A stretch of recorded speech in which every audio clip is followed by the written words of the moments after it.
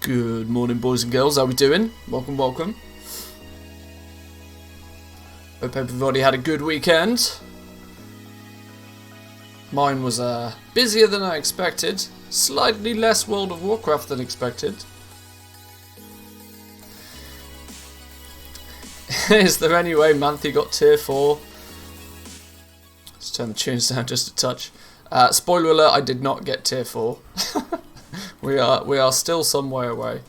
We are basically 4,000 out of 6.5. So unless I can magic 2,500 Archivist Codec out my ass today, not going to happen. But some people though, oh boy, out here selling 230s for 30 to 40k like hotcakes. Yeah.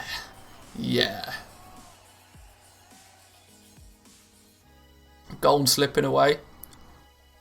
I knew if I took the weekend off, there was no way I was going to hit the madness of the 230 gear.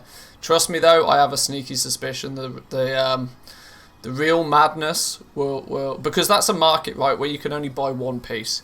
It's crafted gear, you're limited to only one piece. There's a few people that are making mistakes. I've seen some outrageous mistakes being made already.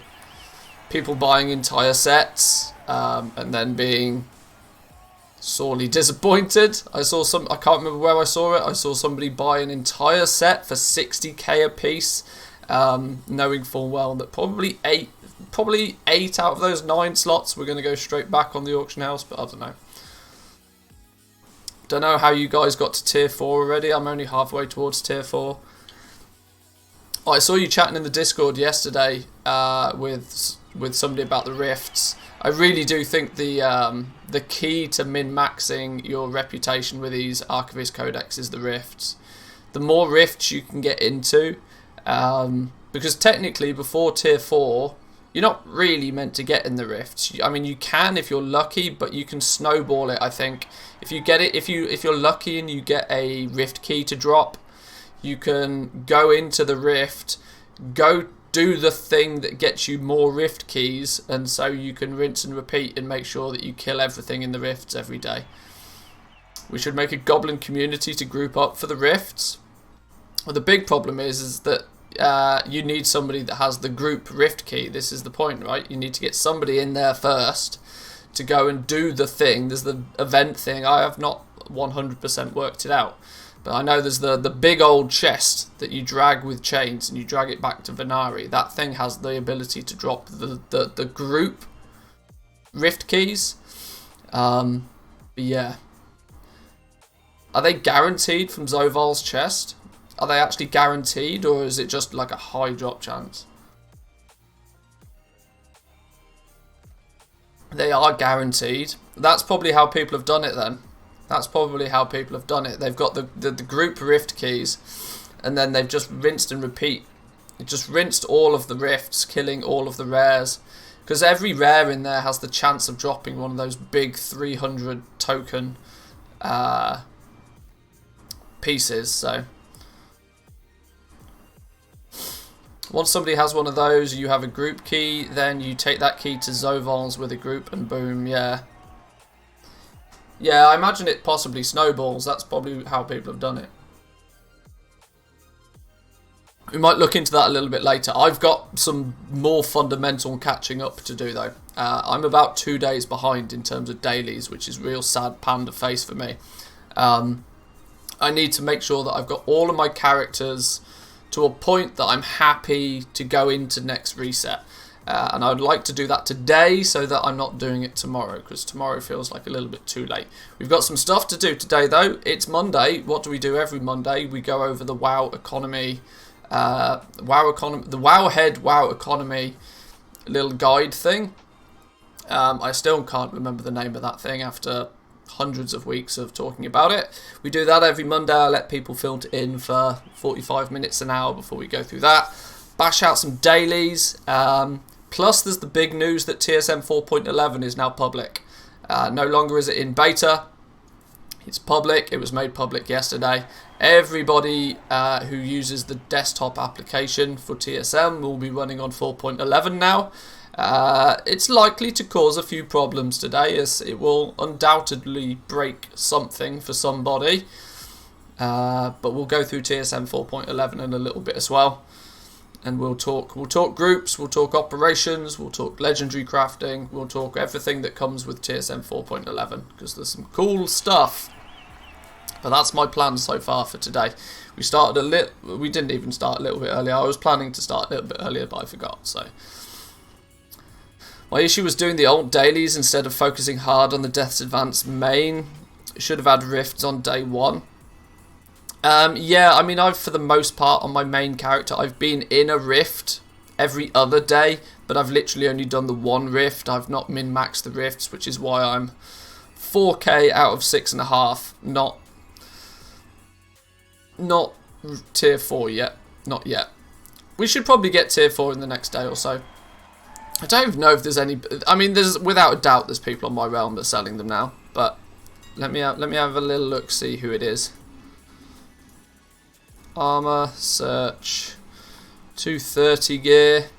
It's all being represented. People are already starting to trash the prices. 10k a piece for the jewel crafting stuff instantly.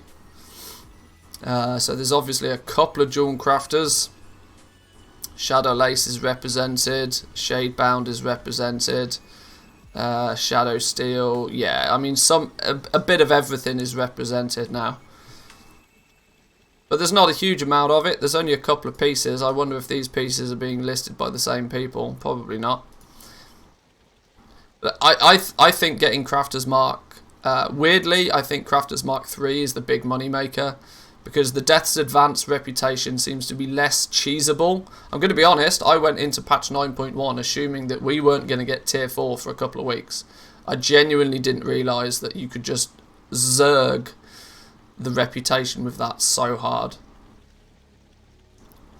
What do you think about Crafter's Mark 3 though? Item level 200.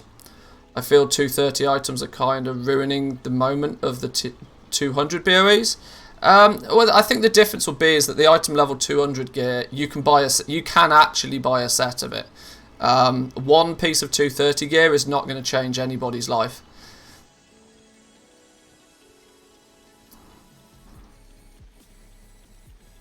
An entire set of 200 gear though, I mean, let's be fair, it's not designed for main characters. It's designed purely for alts. Main characters are buying this 230 gear right now, which is why it's popping and why people are willing to spend big money on it.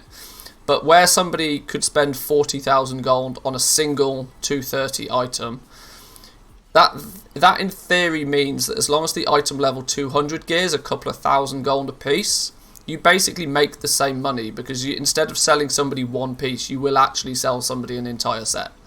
Somebody will ding 60. You just lost $5. Hey, go on. Little Oove with the tier 1 sub. Extending their tier 1 sub through till August. Thank you, my friend. Thank you. Appreciate it. Oh! You just lost $5. Boom! Going for it. Through till September now. What a gangster. What an absolute gangster. Yeah, I don't think the mad craze of this 230 gear is going to have much of an effect on the 200 item level stuff. 1 piece of this gear, cool. You're not going to, in theory at least, you shouldn't sell more than 1 piece to a single person.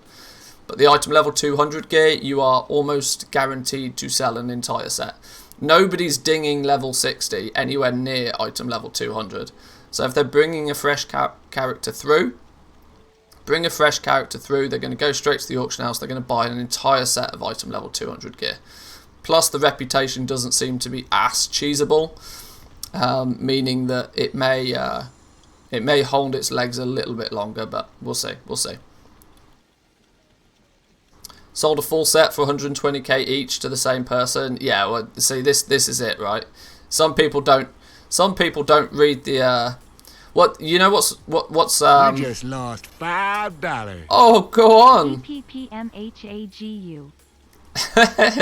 my little text-to-speech lady is struggling with some of these names, but subbing at tier 2, thank you, my man, thank you. I presume tier 2 is your target, since that gets you my TSM 4.11 TSM group, so congratulations. Make sure your Twitch is linked to the Discord, and you can go get your groups almost instantly. Thank you. Some of you may not have noticed, when you hover over these items in the auction house, this is a serious problem, right? Can anybody tell me what the serious problem is with the way that the auction house displays these items?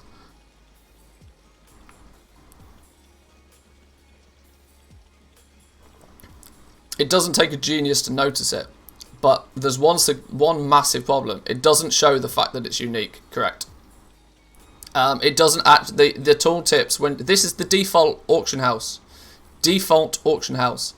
When you're hovering over the items, it doesn't indicate to you that it's unique equip.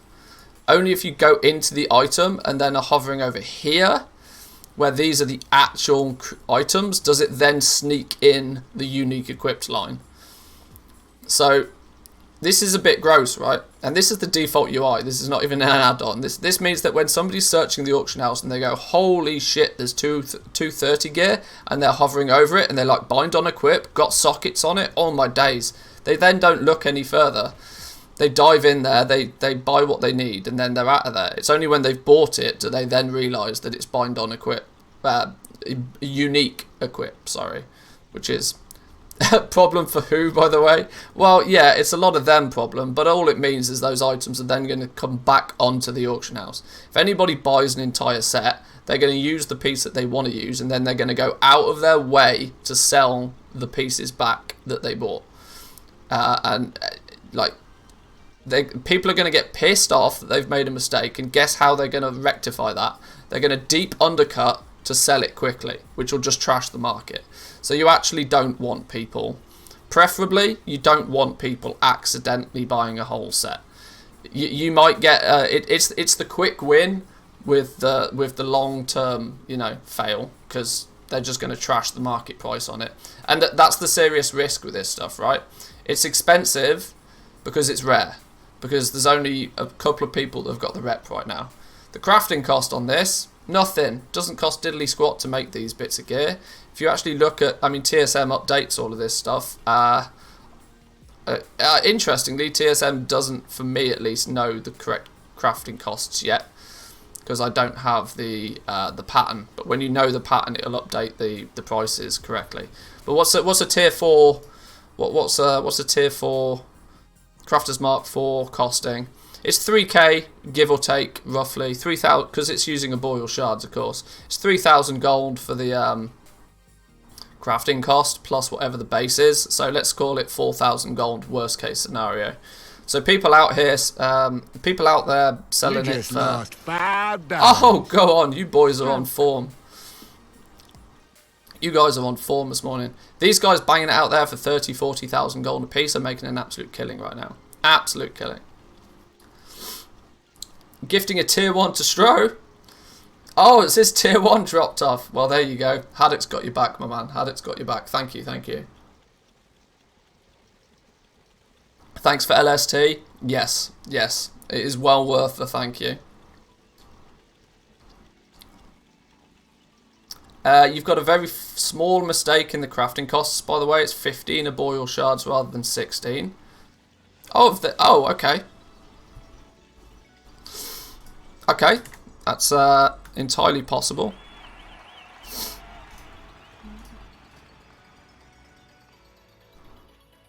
Oh, so it is. Does that mean any of the others have changed? 5, 5, 5, 15, 25, 25, 15. My numbers in the spreadsheet were based on PTR data, so it doesn't surprise me that things have changed. But thank you for letting me know. So maybe I should check some of the others as well. Jewel crafting. 5, 5, 5, 15 lace strike, 25, 25, and then okay. Let's change these to 15 then. 15 makes more sense.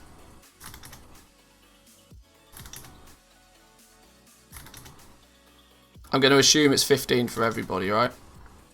I'm going to assume it's 15 for everybody.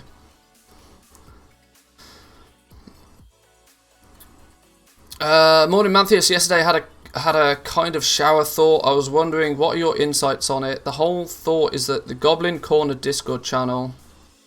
The whole thought is in the Discord... Goblin Discord channel would appreciate if you take a little looky. I'm going to admit that I've not had my eyes totally focused on that at the moment. Had a conversation with myself, began wondering how much of a scumbag move would it be to buy all of the Corthite crystals at an average of 16 gold per, at about 800 crystals on one server, say low sized.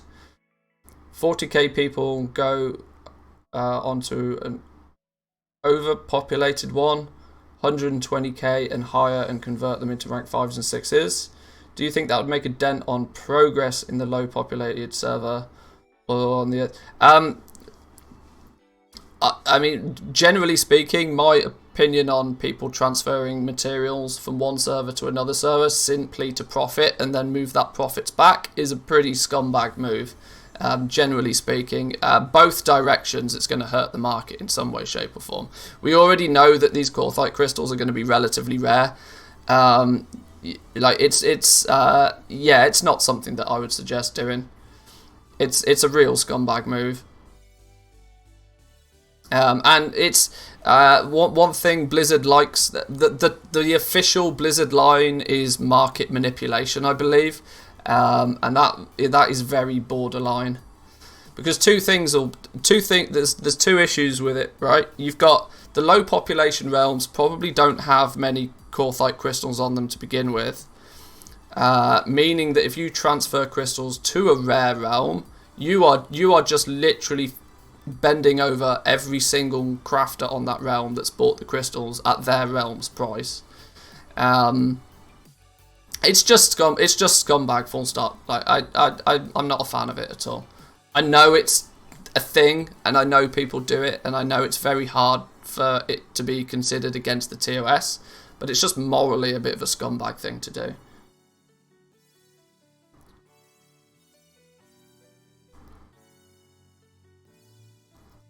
Yeah, it's not something I would be suggesting to people.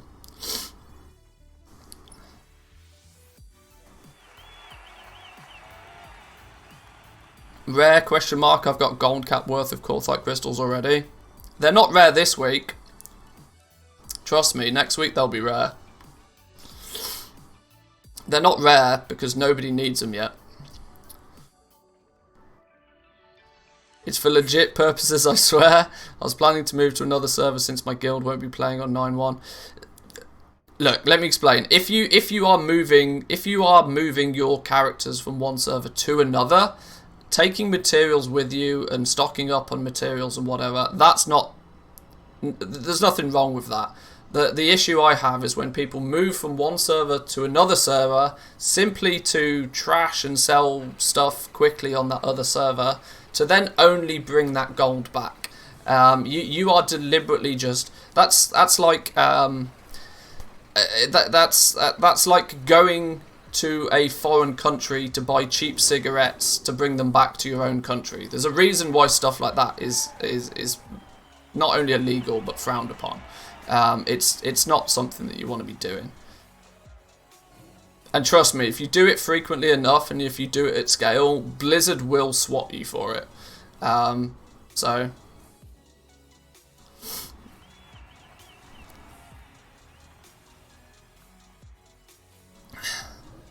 bad example. It's totally fine to go across the border and buy cigs. Alright, well, whatever. Either way, like, and it's grey market materials basically. Anyway, what I do need to get going on, real quick time, is I need to refresh my my buff here real quick. Let me go jump on the Dark Moon carousel and get my buff back. Half of Belgium goes shopping in neighbouring countries every other week or so.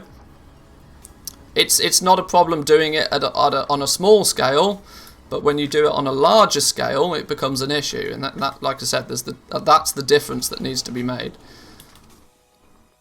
Does the buff work for all rep? It only works for Death's Advance. It doesn't work with the Archivist Codex.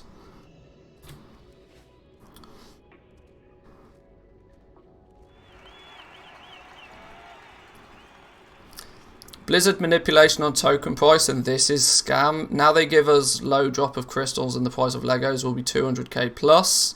Now for somebody who has no time to grind, buying the token will be the only way to get your Lego at rank 6. I mean, it's an MMO. Grinds are quite clearly a part of the gameplay. MMOs have always had grinds in them. It is.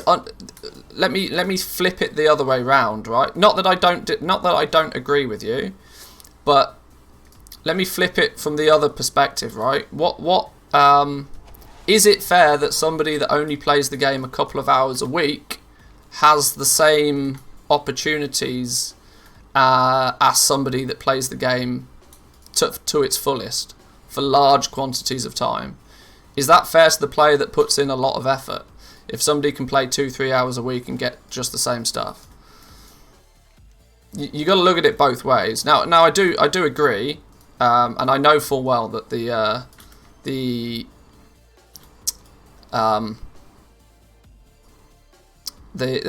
token throws a morality issue into the mix real quick there, but. Did anyone notice you can pick up more than 5 dailies, relics / BOE piles? I'm 100% sure I picked up like 3 piles plus 2 relics, which is 5 out of 5, but I was still able to pick up bone piles, which did not grant me relics. All of the items were grey, but there was also a crystal. Can somebody confirm it? I cannot confirm nor deny. How far are you all into Death's Advance rep?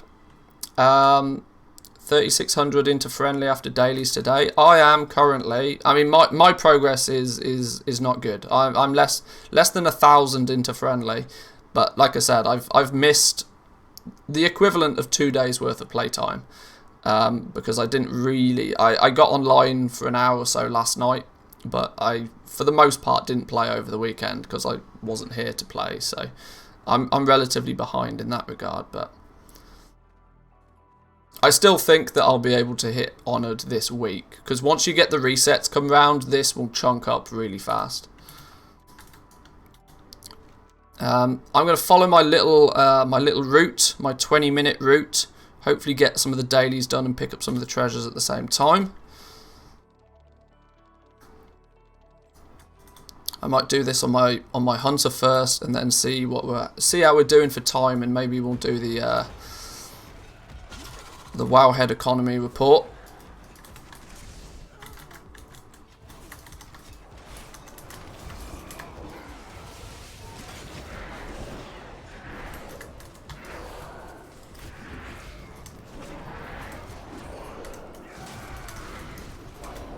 Here's my first relic chest. I noticed there was Blizzard buffed the treasure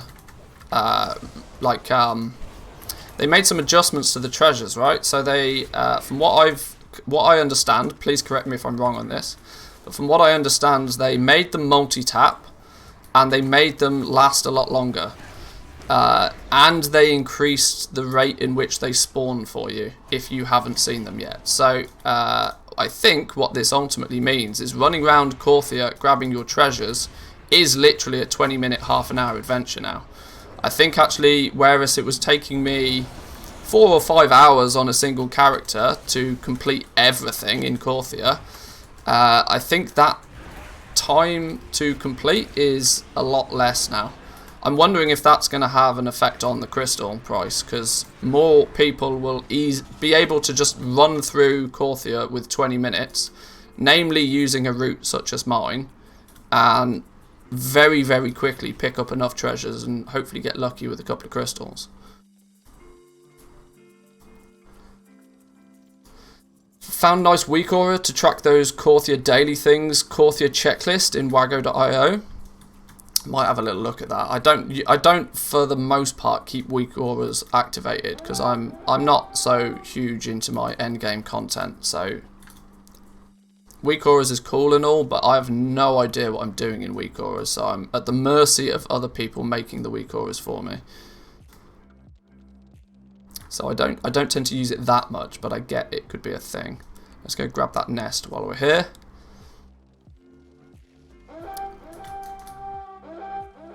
See, there's like literally stuff spawning for me almost all the time right now.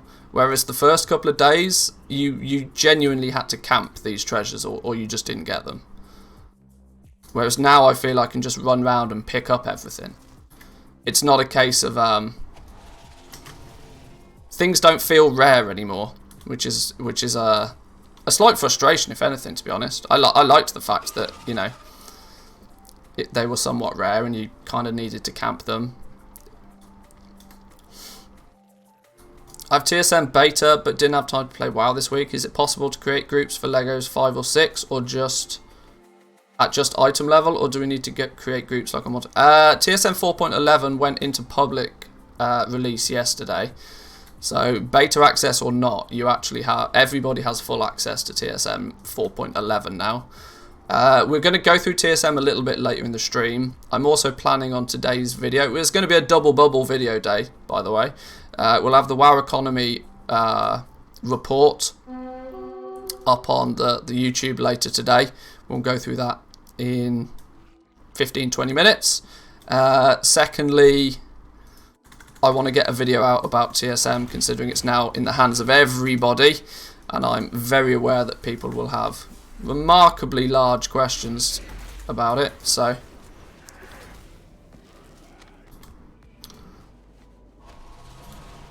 I apologise to those in advance that the YouTube videos may feel a little bit spammy over the next few days, but there's lots going on. So watch the ones that will benefit you, and just press the like buttons on the other.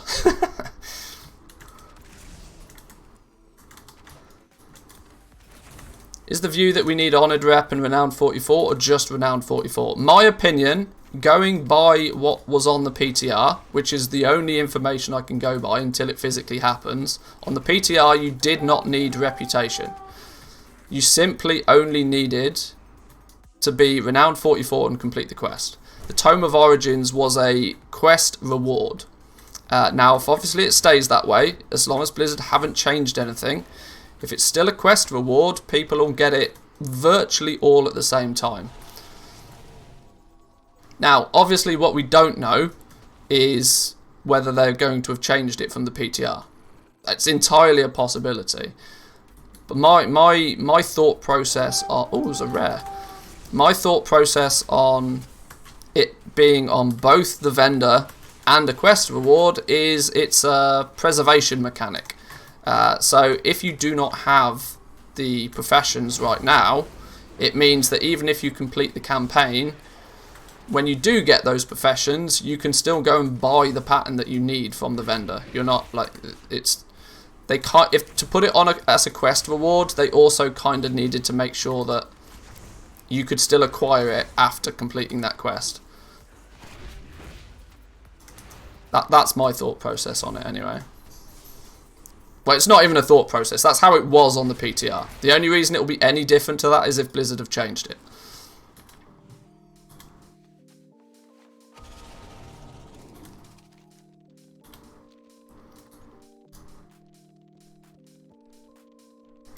Someone's saying there might be a world quest in the Maw giving 1k with Death's Advance coming after reaching Renowned 44.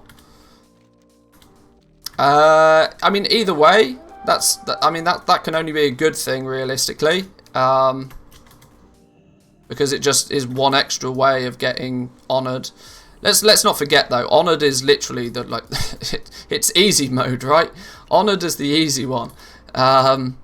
People will be grinding rep all the way up to exalted for many reasons. Pets, like primarily, all sorts of stuff, right?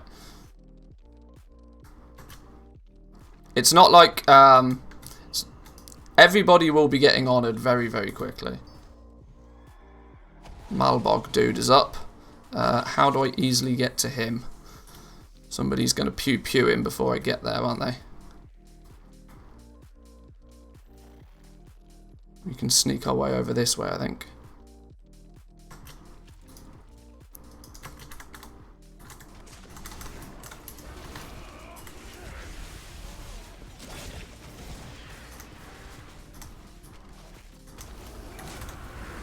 Is there still a good farm to get the ancient Gulag cache keys? Oh my god. I mean, there's a blast from the past. Do people still farm those? Are they still... Is there anything really you can get from them nowadays? I mean, people used to do that just for raw gold, but I imagine that they nerfed that. Honestly, I don't know. I guess the fact that you can get a lot of Pandaria materials from there, so your maybe the what do you calls it, Trillium ore and stuff like that is still probably valuable, I would guess. Yeah, I guess there's probably ways to farm it. I don't know off the top of my head though. Oh, for Spirits of Harmony, yeah, there's another one, I suppose.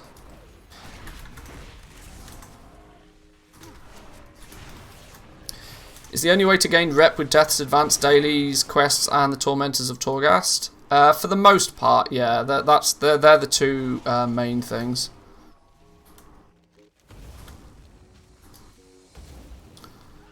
Being new, trying to make gold in WoW TSM seems incredibly overwhelming. Any tips to get started with a 3 mil bankroll? The first thing I'd probably suggest is get your group... Well, it depends what you want to use Trade Skill Master for, right? So, I'm of the opinion that Trade Skill Master comes into its element when you're dealing with crafting and using your crafting professions, right? So, buying materials, crafting bits and pieces with them, and then listing them on the auction house to sell. That's where I think TSM is at its most powerful, because it can streamline that whole operation for you. Saying that, I would probably recommend getting your Shadowland groups in order. First and foremost. Now, a little bit of shameless promo coming, just to warn you. If you jump in my Discord, you can get access to my TSM group, my basic TSM groups for Shadowlands. That will put all of the profession stuff sort of in order for you. They're freely available for anybody that wants them. If you want to go a little bit more advanced straight away without too much effort, if you jump into my Patreon, I do have not only my groups but also my operations available for my Patreons. Which is basically a one button get up and running sort of thing, right? It needs very little tweaking to just basically import my groups with all the operations, and you're off to the races, right?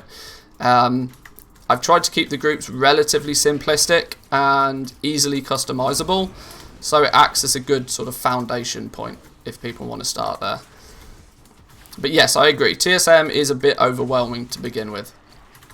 Bear with it. I'm going to have a few... Now that TSM 4.11 is publicly available, and I feel the add-on is in good place for the expansion, I will be putting out some small little tutorial video guides on how to do X, Y, and Z with TSM. So make sure you're subscribed to the YouTube as well. Asked this in the Discord channel yesterday. The community didn't have the answer. Mind if I repost here? Yeah, please don't ask if you can ask a question. Just ask the question. It cuts out half the time. But yeah, cool. What do you guys have as your default material cost when you go to settings crafting? I changed it to be first smart average, average buy, DB market crafting, blah, blah, blah. But since prices of, let's say, shrouded cloth have varied so much, it's all out of whack now, even more than before. Well, it's going to prioritize your smart average buy price. So, smart average buy price is one of the best price sources to use as long as you are buying your materials. It doesn't work fantastically well if you are farming materials, because the numbers go a little bit wacky. But if you are primarily buying materials, smart average buy price is a fantastic price source, because it means that it's customizing it based on what you've paid for your materials, which is crucial, right? You don't want to be listing stuff based on other people's numbers. You want to be calculating costs and stuff based on your prices. What have you spent on buying the materials, and what do I need to sell it for to then make a profit? So actually using smart average buy price is very smart and highly recommended. If it's going out of whack, it's because you've not bought materials recently enough to have and the materials that you're still using for crafting are either underpriced or overpriced. It's only out of whack because it's not because of what TSM's done. It's the fact that you haven't, you haven't adjusted to the market when the market has changed. I don't even remember what the actual original question was. I just went off on one then.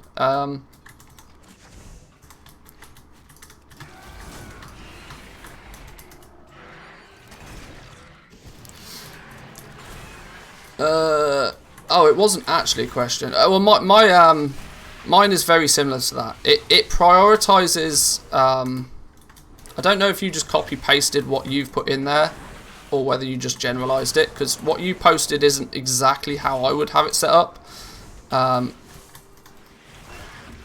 Yeah. You want to prioritize smart average buy price, but if you haven't bought materials, you want it to fall back on something reliable.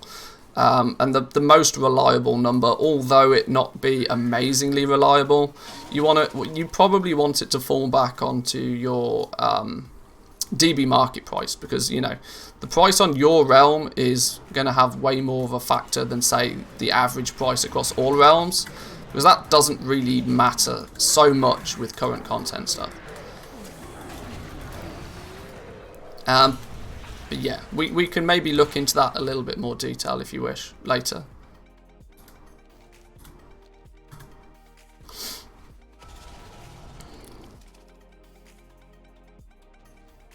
Personally, I think it's a bad source. It doesn't matter what I got on my items for. It's what the materials cost now that matters. When you're doing things at scale, yes, I agree. But when you're just up and running, I think that pricing things based on, making sure that if you sell something, you're selling it for at least more than what it cost you, or at least attempting, is very sensible. I know where you're coming from though, because yes, to a degree, the market prices as they stand today are more important than what you actually paid for the materials. But that's only on the basis that you're planning to not only craft and sell stuff, but you're planning on recrafting and reselling stuff as well. It's a little bit more of an advanced mindset to it. But I agree. I do agree.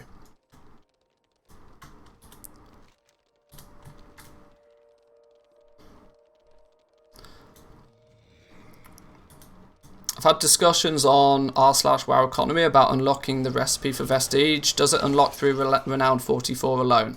Every indication... Okay, I think I've answered this question about 700 times in the last week. But, based on the PTR, you only need to complete the quest. You need to be Renowned 44 and you need to complete the quest line. Based on the PTR. The only way that will be any different is if Blizzard have changed it.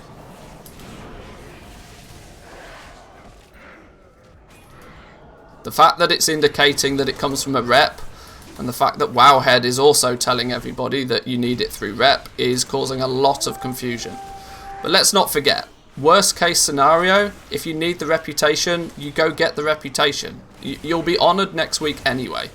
Whether you do it on Wednesday or Thursday or Friday, it's not going to make a huge difference. Arguably, if you're wanting to be competitive in Legendaries, you're probably doing everything you can to get all the rep with the new factions anyway. So it shouldn't make a huge difference either way. But the only way that it, like I said, you do the quest, you get the pattern. GG. No rep required unless they've changed something. Should I be buying Corthite crystals if they're at 2100 gold? I cannot tell you. I literally cannot tell you. I put a video out last week indicating what I believe the crystals are worth. Now that's not really an indication of what you should be buying them for. It's just what I sort of speculated the price to be worth. And my speculation for that was based on what I feel people will pay for their legendaries early on. So actually the value of the crystals is definitely, without question, going to go down over time, and down quite dramatically. But right now it's more about supply and demand. Is it better to buy? Is it better to spend a little bit more on your crystals but have them so that you can craft with them? or is it better for you to just, you know, min-max the profit that you make, but on a very small amount of legendaries? That's entirely up to you. I cannot possibly tell you if crystals are a good price for your realm, because I don't know.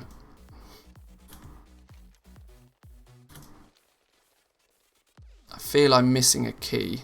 If it's not here, it's going to be round the other side.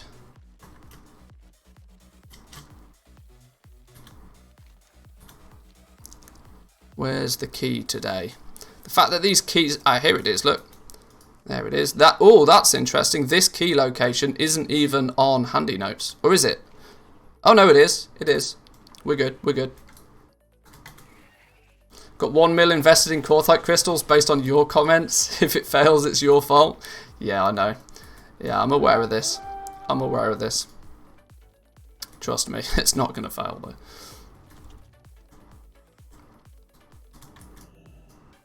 How do we sneaky around? Oh, we need another key still. One more key still. I think you said around 700 gold, might be wrong. But not in any server are they around that price. I gave a range into which it would be sort of considered a good price.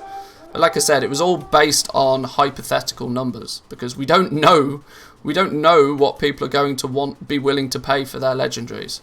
So it's all hypothetical. It's all speculation until it actually happens. Now, maths is good. Maths can give you an indication of what might happen based on historical data. But that's all we have to go by right now. Found that the keys are in different locations for every character, or they change during the day. Yeah, they're usually randomized for each character each day.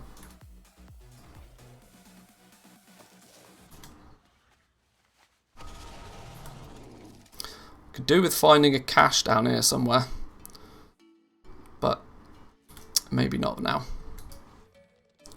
Let's get the basics out of the way, because we got to do this on a couple of characters today.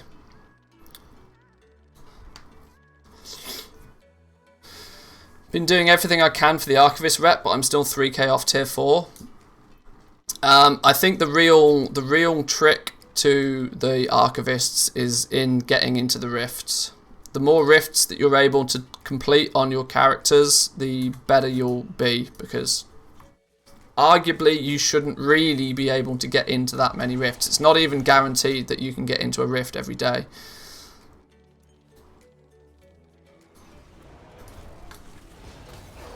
Because you can't actually buy the rift keys yet. You just have to get lucky with RNG and get one to drop. Which is a bit annoying, really. But what are you going to do?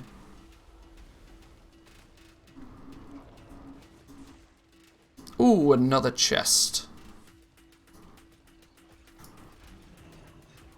You can get unlimited access to the rift. Well, yeah, I know there are ways you can do it, but you have to be very organised about what you're doing.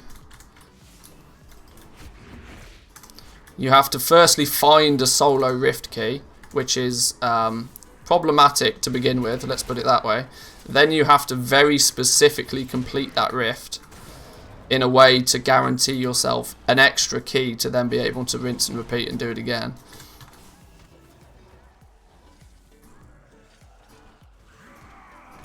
Heavily invested into Augment Runes for Mythic Week. Yeah, Augment Runes will always do well.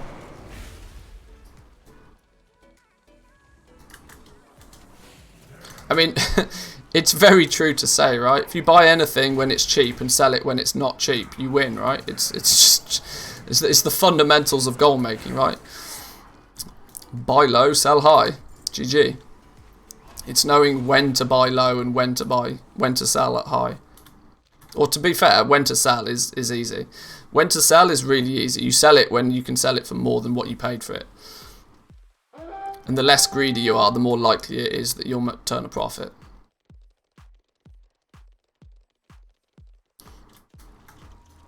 Raiders have had a long time to stock up.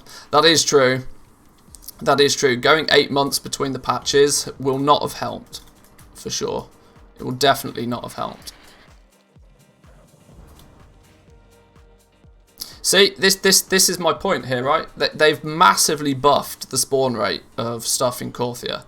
In 20 minutes, I've ran around, I've done my dailies, and I've genuinely nearly ticked off everything that I can possibly do in Korthia. Apart from now just hunting rares. Like the treasure side of stuff, they've massively buffed. Now the drop rate for crystals doesn't seem to have changed in any way, shape or form. I've still not been very lucky with my crystal drops. So the primary source still appears to be the dailies themselves, which hopefully will not have too much of an effect on the crystal prices, but it's very true to say that you can run around and you can pick up all of the treasures like super easily now. I've been averaging 10 to 15 crystals over the weekend on 5 characters. It's good because I have over 3,700 crystals at this point. Hope Blizzard doesn't... Yeah. I'm stocked up. Not that heavily on them. But I also have a fair few. See, this is the problem, right? Outside of doing the rifts, I got like 250 rep there for the Archivist Codex. Basically meaning that you are, for the most part, having to zerg those rifts and get some good drops from the rifts. And if you were doing that every day, that's why people are tier 4 at this point.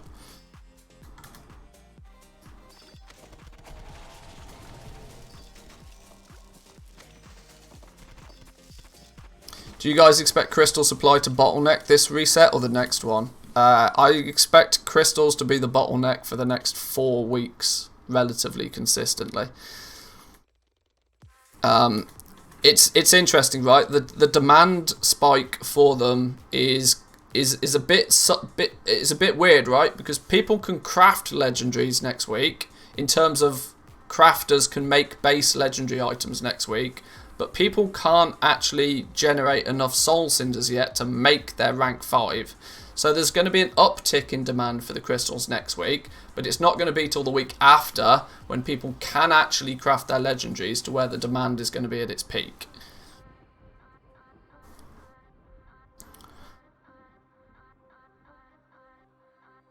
Made at least 1 mil in selling 230 gear in the last 6 hours. Does not surprise me at all. Does not surprise me at all. That stuff is flying off the shelves for sure. Absolutely.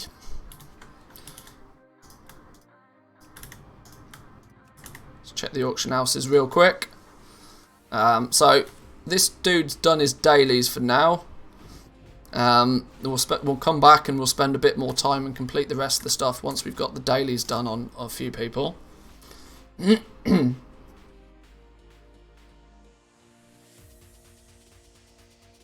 Made 3 mil in the last 12 hours from rings and necks.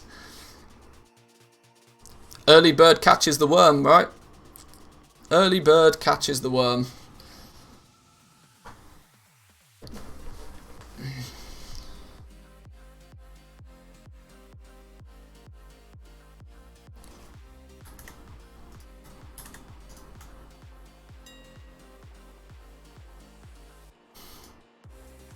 $117 gear selling. Oh, that's because I'm listing it like for free. That would be why.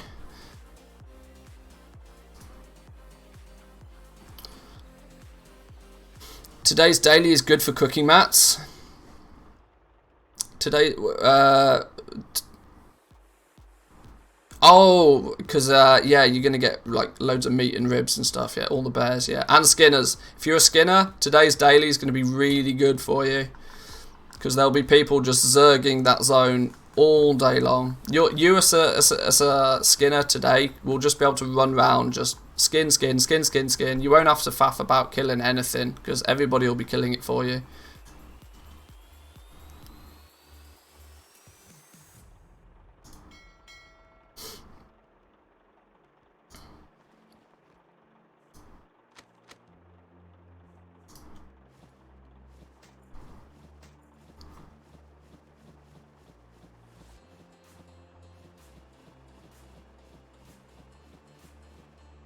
I think meat prices are going to get ruined by Korthia, to be honest. Yeah, there's a lot of it kicking about. If people take the same assumption that things like ribs will be expensive, yeah, they're going to have a bad time. I mean, yeah, we were talking about this the other day. I think the likelihood is that fish might end up being the bottleneck, because nobody in their right mind is spending much time fishing right now. And the meat that was rare, that was the bottleneck, being the ribs last tier, mainly because just farming the ribs was difficult, is now not so much a thing. By the way, I've had this site for 3 days now, haven't seen a single purple mob. I'm almost certain that that reliquary site thing or whatever it is has some sort of internal cap to it.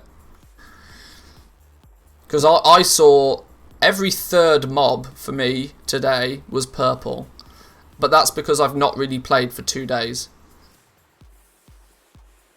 I swear that thing is designed to be some sort of like mini catch-up. If you play constantly, you get capped out on how many relics you can get from that. I think it's designed so that you can't 2x4 farm it. I think that was the plan with that one.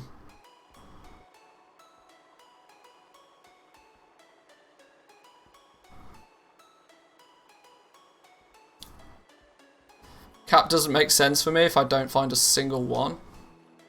Maybe you're already capped though, that's the point. And maybe your relic progress from other sources also affects it. I don't know. Maybe. You just lost $5. Hey, there we go. Yulmayanu, thank you. Appreciate it. 2 months, Prime Gaming, thank you. 2200 gold for Corthite crystals over here right now. There's not a lot left though, there's only 400 left on the auction house. These are blatantly people trying to make a quick profit on them. This is buying and flipping happening, I can tell.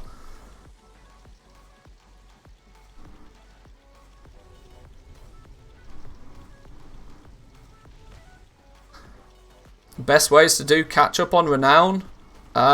Just do anything that gave you renown previously and it will just give you more of it faster. How many crystals do I have? A little under 2,000 I think at the moment. 1,700. Some. For my little realm it's plenty I think. I was talking the other day to one of the big goblins on this realm. I won't name which one because there's a few people that I know for a fact there's a few people from my realm that watch the stream, but we were sort of discussing about what we expect the prices to be, and it was interesting that we both had similar opinions. We both sort of naturally landed at similar numbers, so there's probably 3 or 4 goblins that are going to do very well on Sylvanas over the next few weeks, and I hope myself to be one of them. This realm's good. What's going on over here? Did we do a cancel scan over here? I can't keep track of what I'm doing. Oh, I did the cancel scan over here. It's on the other realm. I didn't.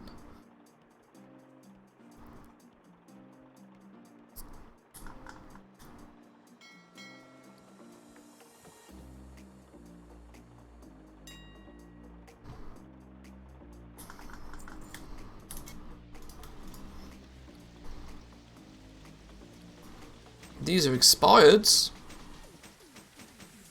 What are we doing with things expiring? That doesn't make sense. TSM, cancel scan, go. Got about 500-ish and don't know if I should invest now. Scared that they'll go up later this week when people start crafting Legos.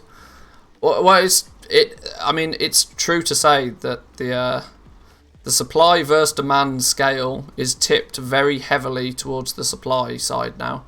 Because there is no demand. The only people that are buying these crystals right now are crafters that are stockpiling for the future. Nobody's buying. This is also why somebody was asking about how do I set the material price for the Corphite crystal yet in TSM, and you can't because it's not actually a material yet, because nobody in the game has the ability to use these as a material. It's just a thing so far. It's just a random shiny crystal right now that does absolutely nothing. It won't be until reset where they will start being some demand for them.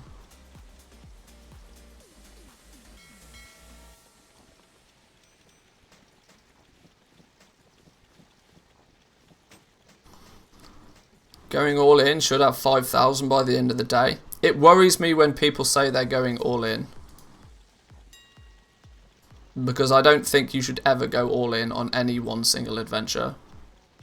Hopefully you were just sort of using, you know, saying that just, you know, to make it sound cool, but you should, I mean, you arguably still, depending on the size of your realm, you probably shouldn't be buying any more than you're comfortable crafting and selling within the first few days. I went with a simple theory, right? I want to be able to craft and hopefully sell somewhere close to 50 legendaries in the first couple of days, which I think should be relatively achievable based on the size of my realm. If I burn through them all really quickly, great, excellent. There'll hopefully be more for me to buy, but you don't want to overstock. Trust me, those who have got bags of gold, you don't actually want to overstock on these because the price will go down at some point again.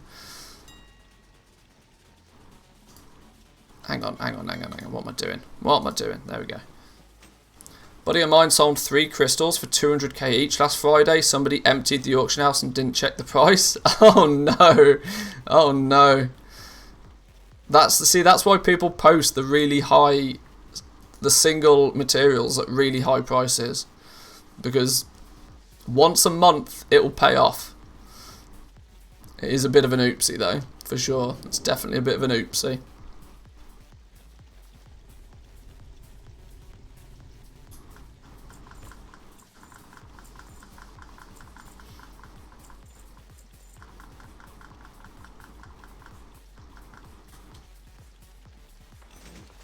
Right, those two are up and running. That one's happy. This dude, we need to get him into Corthia.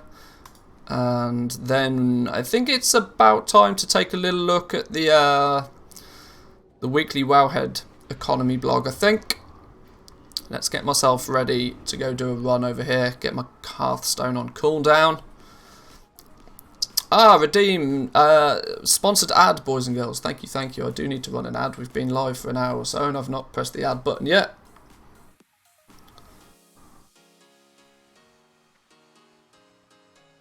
I think at this point, given the sales rate in TSM, it's safe to assume that the auction house only represents about 10 to 25% of the overall stock. Sale rate seems to be about 4.43 in the EU. That's crazy, right? Nearly 50% of the crystals that get posted end up selling. That's pretty impressive. As sale rates go, that's pretty ridiculous. Completely stocked, no crazy 4K crystals though. I don't have gold for that. My average buy price is very high on my crystals because I bought a big chunk of them early days. But as soon as I start crafting with them, it'll go down. My smart average buy price is still over 3,000 gold a piece. But I'm not bothered, really, because I'll just pass that cost on to the crafter. To the person that buys the Lego. It doesn't bother me. It was more important for me to have a good stockpile of crystals than it was to, you know, worry too much about it. You're not going to be scrapping over 5% margins for the first week, so it's all good. It's all good. But right, so what we will do, thank you Vallegro for posting the weekly wrap up. We're going to take a little look at that now. Before I dive into it, I'm going to ever so quickly go grab a drink, just so I don't burn my voice out before we even start. Here we go. Let's. How does this look on screen? Can we make this a bit bigger on screen? We can make this a bit bigger on screen. Alrighty. Give me 2 minutes, boys and girls. I'm going to run a quick ad and I'm going to get get a drink, and then we'll go through the weekly wrap-up for last week. Why not use the link? I know, I probably should have.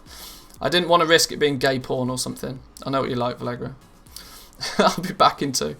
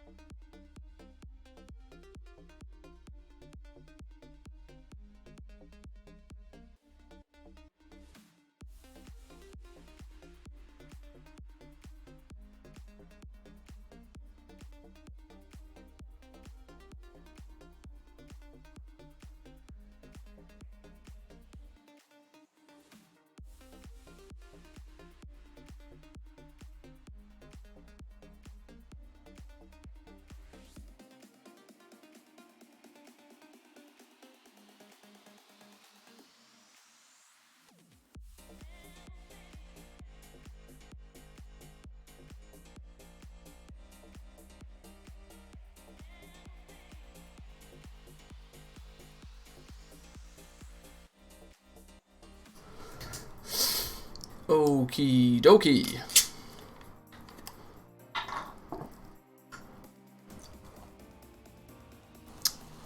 For those that are regulars on a Monday, you'll know the drill with this. I tend to go through the economy report on the basis of that I'm going to chop the part of the stream out, and I will I'll just dump it straight on YouTube later. So I will be recording this in a very sort of video-esque fashion. People seem to tell me that I have a different voice when I do video recordings to when I stream. Probably true.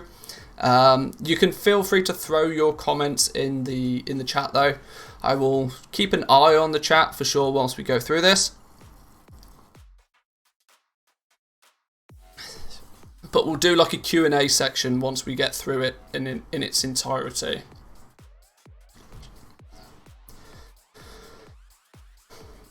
Stuck at Archivist Codex Tier 3 after turning in all the one-time quests. Yeah, you just got to zerg all of the treasures every day and you'll be good. You'll be good. I missed your answer, Manthius. It's alright, don't worry about it. Don't worry about it. Alright. So then, time for the Wowhead Economy Weekly Wrap-Up. This is episode number 184. We go through this each and every Monday, and it's we first and foremost got to give a big shout out to Samadan, who puts this little report together for us each and every week. You can check Samadan out either on his YouTube channel or he streams over on Twitch.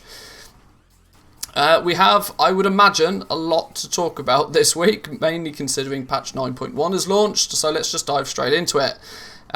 What to do for goal making in patch 9.1? This question is on the lips of many people right now. There is actually a bunch of stuff you can do. Now, for the most part, people are focusing on Korthia and building up their reputations, but we've got to remember there's a raid coming out in literally a few days at this point. Being prepared and planned ahead of time for that can be very, very lucrative for goal makers. Things to recommend you do on your main: follow the main storyline and unlock Korthia on your ults. This is quite a good thing to get up and running with. If they're crafting ults, you want to get them into Korthia as fast as possible. Keep yourself up to date with max renown and unlock flying. Flying comes at renown 44 as well. It's weird just how much of the game opens up when you hit renown 44. We're going to get access to legendaries at renown 44. We're going to be able to unlock flying at the same time, and then when you get honoured with the Death's Advance, you're going to unlock the Crafter's Mark 3, and some people have already being able to get to tier 4 with the Archivist Codex to unlock the Crafter's Mark of the Chained Isle. Stuff's popping off, and it's all going to start really kicking into full gear after the first reset, which is coming in a day or so's time, depending on when you watch this. For each of your armor crafting characters, so that's going to be your tailors, your leatherworkers, your blacksmiths, and your jewel crafters. Death's Advance Death's Advance to Honored will get you Crafter's Mark 3, and probably Tome of Origins is unlocked to Honored. Oh, no, you don't. Unless Blizzard have changed something, you do not need Honoured with the Death's Advance to use the Tome of Origins. This is a quest reward. This is a quest reward that gets given to you on completion of the part of the campaign quest. You don't need Honoured. And the only way you'll need Honoured is if Blizzard have changed something since the PTR, which I hope they haven't done. But anyway, either way. Reputation for the Archivist Codex will unlock the Crafter's Mark of the Chained Isle. This is unlocked at tier 4. Now, some people are already there. You may have seen item level 230 gear on your auction house already. Big public service announcement: if you are looking to buy some of this item level 230 gear, it's unique equipped. You can only equip one piece of it, so don't make that mistake of buying out an entire set, because then you're going to be left with a lot of items that you can't do anything with, and you're probably going to have to resort to just trying to sell them again to recuperate your gold, or maybe look at sending it to an alt or something like that. But you can only equip one piece of this item level 230 gear. Don't make the mistake I've already seen many people do. It's also suggested to skill up to at least rank 3 with your legendaries, preferably rank 4, but rank 3 being the minimum, as this will give you the ability to start making the new legendaries, the new rank 5 and the rank 6. This is assuming that you keep on curve with your renown, you do the campaign. Base legendaries will be able to be crafted at rank 5 and rank 6 next week, or after this next coming reset. People won't be able to take those base items to the rune carver and actually make a legendary out of it yet, but people will be planning ahead.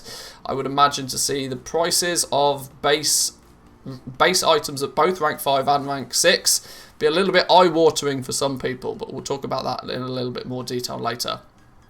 For your level 60 characters, you want to make sure that you get them into Korthia and start farming your dailies. Korthite crystals are a hot commodity. There's a couple of videos on my channel recently talking about not only what you should value your Korthite crystals for, but I've put together a bit of an ultimate farming guide on how to go out and get as many of them as possible in as shortest time as possible to maximise your returns on them, so make sure you check those videos out. It's also advised to set up your command tables for steady gold. One of the biggest issues with the command tables in patch 9.0 was the anima cost of doing it. The anima drought is a little bit less of a thing in patch 9.1. Patch 9.1 brings a whole new bunch of sources for anima. Virtually anything you do in Korthia, you get anima for it. I was getting upwards of 1,500 to 2,000 anima a day for very little effort at all, for literally just running around, killing a few rares in Korthia, doing your daily stuff. Yeah, getting a steady supply of anima to fuel your mission table is not going to be an issue anymore. So get going, go get those 17 followers, go get them leveled up, and start making a chunk of cash with your mission tables. Farm materials on your farming characters if that's your thing. You can tell this is wrote by somebody that does absolutely no farming at all, very much like myself. Samadan's not much of a farmer. He prefers his crafting and auctioning. I myself fall into the same boat as well. I'm not really a big fan of farming, so I'd rather just spend the gold I already have and buy the materials. But yes, farming is still definitely a good thing to be making gold with. We're getting flying next week, or after the next reset. If you're watching this on YouTube at a later date, we might already have flying, but flying comes at renown 44, so we'll be unlockable relatively soon. Farming for your materials, or farming for materials in general when we get flying, is going to be much quicker, much easier, and a lot less of a headache. So I imagine a lot of people will be doing it. Stay tuned if you're watching this on YouTube, as there will be a bunch of guides on how to fly around and gather up as many materials in each of the zones as possible. I want to make sure that people have some good routes on hand so that they can spend as little time farming and make as much gold as possible. This isn't really so much of a farming channel, but I do like to make sure that everybody, regardless of their level of gold making, has some good content to utilize. And then finally, set up alchemy and enchanting if you haven't already. These are, for the most part, relatively seasonal professions. As and when the raid is popping off, these professions are also popping off. Alchemy for obvious reasons, you're making potions, you're making flasks. Enchanting because you're then making the enchants for when everybody gets their new gear. One thing that probably should have been added to this list is also cooking. Cooking is an absolute cash cow when it's raiding season. Meat seems to be readily available because of Corthia. The bottleneck for cooking this patch may even be fishing, so maybe dig out that fishing rod and go and stick something up on Netflix and do some fishing for an hour. Might be a good way to make some gold as well. So there's a bunch of just the basic things for patch 9.1, but I think we're going to dive deeper into some of the more specifics now. Corthite crystal prices. This is one thing that's been a very, very hot topic of conversation, especially in the stream. With one of the new materials in 9.1, Corthite crystals are likely to see a very high demand, as 40 of them are needed to craft a single vestige of origins, which is the optional reagent required to make your rank 5 and rank 6 legendaries. I'm still very, very concerned that people don't realise you need 40 of them. For the longest of time on the beta, you didn't need, on the PTR, sorry, you didn't need 40, you only needed 1. It was quite late in the development cycle that they balanced the materials and skyrocketed the quantity of them to 40. I worry greatly that people still think you only need 1 to make your base legendary item, and they're going to be very, very surprised when they see the price of these base legendary items hitting the auction house next week. Because every time you buy one, you need to multiply that price by 40, and that's the crafting cost.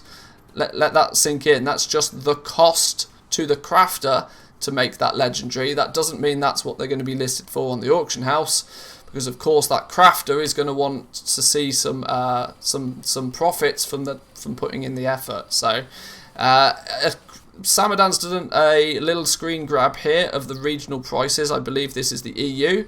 Yeah, these are the EU prices. You can see some realms have got some... I mean, the quantity and the supply of them is up and down all over the place. But I would say the average... The average quantity is probably about 400 on each realm. There are some realms that quite scarily have ridiculous quantities of these. Almost scary numbers. How Kazakh has got 10,000 crystals on it concerns me, because I don't think they should be able to have that many. I don't quite know what's going on. Maybe it's the goblins just storing their supply on the auction house. I don't know. But most realms seem to not have many of these crystals on the auction house at all. But the average price seems to be floating between 2,000 and 3,000 gold apiece, which in turn will mean the crafted legendaries will be between 80 to 120,000 gold as a crafting cost. Meaning I wouldn't be surprised to see the base items hitting the auction house at 200, 250,000 gold apiece. Pretty eye-watering prices for some people, but we'll have to see how it plays out. It's going to be very interesting to see the high prices of the early sellers and the shift of supply and demand as time goes on. Very true. At the time of writing, EU Kazakh has the most quantity, over 10,000 of them, but the price seems to be setting around 2,000. Yeah. I mean, Kazakh is genuinely one of the most ridiculously high populated servers. I think it's easily top 3 for population itself. So it's not totally out of the realms of possibility for there to have already been 10,000 of them. But you've got to divide that number by 40, right? You divide 10,000 by 40 and you get the actual number of legendaries that server can supply. Which even then, it's not actually a huge amount considering how many people are going to play on those realms. Time will tell what's going to happen with the legendaries, but expect some eye-watering prices if you want to get your hands on a legendary in the first week or two. That's for sure.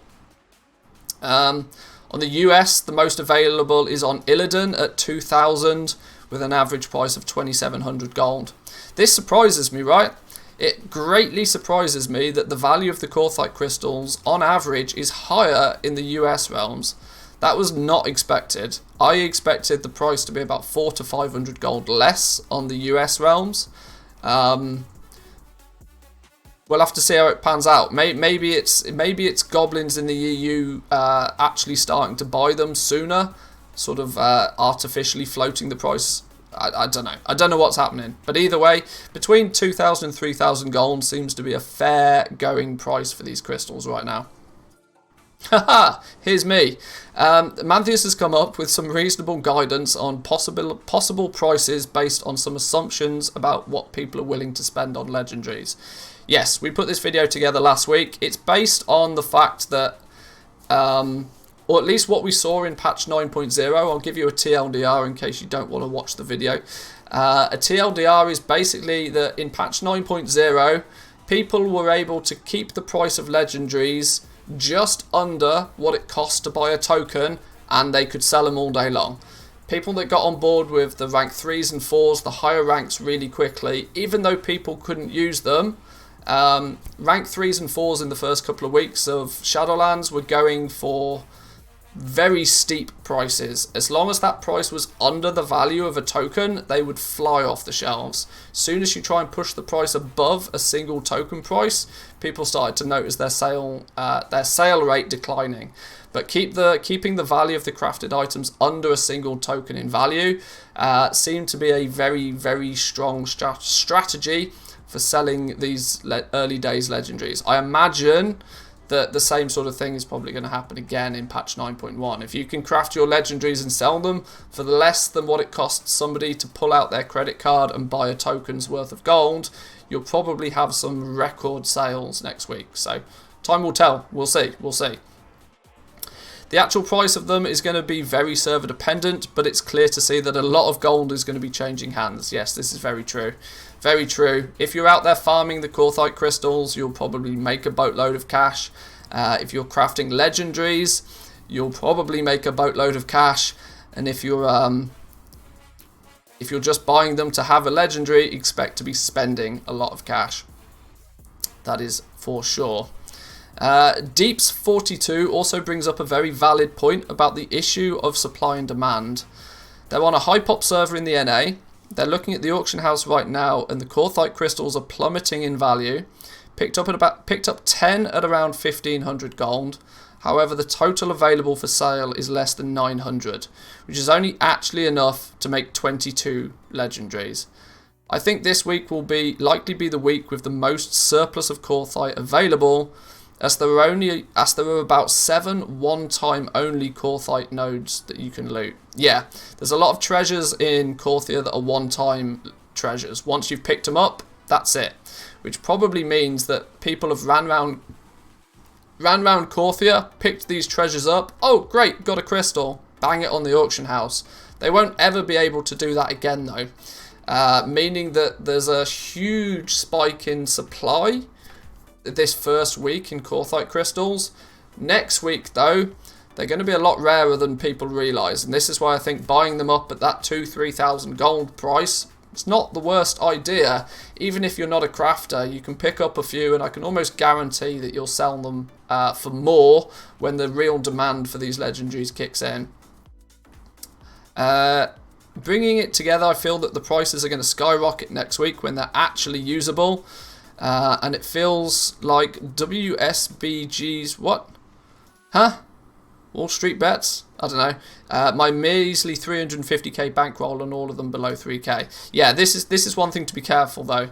They're still expensive. Like 2,000 to 3,000 gold for a single Korthite crystal. I know for many players out there is still considered a lot of gold. Do not dump all your gold into a potential flip on something like this. The price is super volatile. It's ridiculously risky right now. It's safe to say the legendary market, through Blizzard's own design philosophy, is designed for those that have a lot of gold already and are willing to take some bigger risks. If you're still sub 1 million gold, I would probably steer clear of this market. In fact, I would probably focus on this market, but focus on it from a gathering perspective. You'd probably want to be getting your hands on as many of these crystals as possible and selling them to those crafters that are willing to take those big risks. With big risks often come big rewards, but at the same time, a big risk can always fall flat on its face.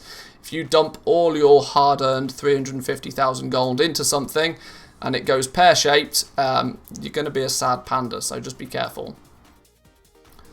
Let's take a little look at what Mobile Shrine Bear has to say. They make a very valid point on how much the auction house does not always reflect the amount that people have. Don't fall for the only X on the auction house trap. For every piece that you see, there's countless others being hoarded by people thinking thinking the same things that you are. The price will spike on the week that they can be used, but I guarantee, without even a little bit of doubt, that it will be flooded not long after this. If the patch is launched with those recipes available, it would be a different story. Goblins wouldn't have had time to stockpile with alt armies and flood on reset days. Ironically, goblins don't really care so much about the alt armies, because goblins will just spend their gold on buying them when they hit the auction house. There are people out there that for sure have been kind of taking off the bottom 10% of these crystals all week, and I've seen people telling me that they've got 2,000, 3,000, 4,000, 5,000 crystals already stockpiled. But let's not forget, even if you've got 4,000 crystals stockpiled already, that's only 100 legendaries. I know that sounds ridiculous to say, but if there's more than 100 people that want a legendary, you're still absolutely fine. So they're going to be scarce. They're going to be rare next week when the demand kicks in for sure. Let's move on to the next topic then. The Gadgets and Times is ready for patch 9.1. Been hard updating the Gadgets and Times website to account for the new 9.1 items. The Gadgets and Times is a web-based application that calculates the profits of crafted items with real-time auction house data using Blizzard's World of Warcraft API. You don't need to provide any TSM keys or Battle.net API credentials. Consider it as your hourly newsletter. I've not used this website, to be honest, all that much, but I probably should do.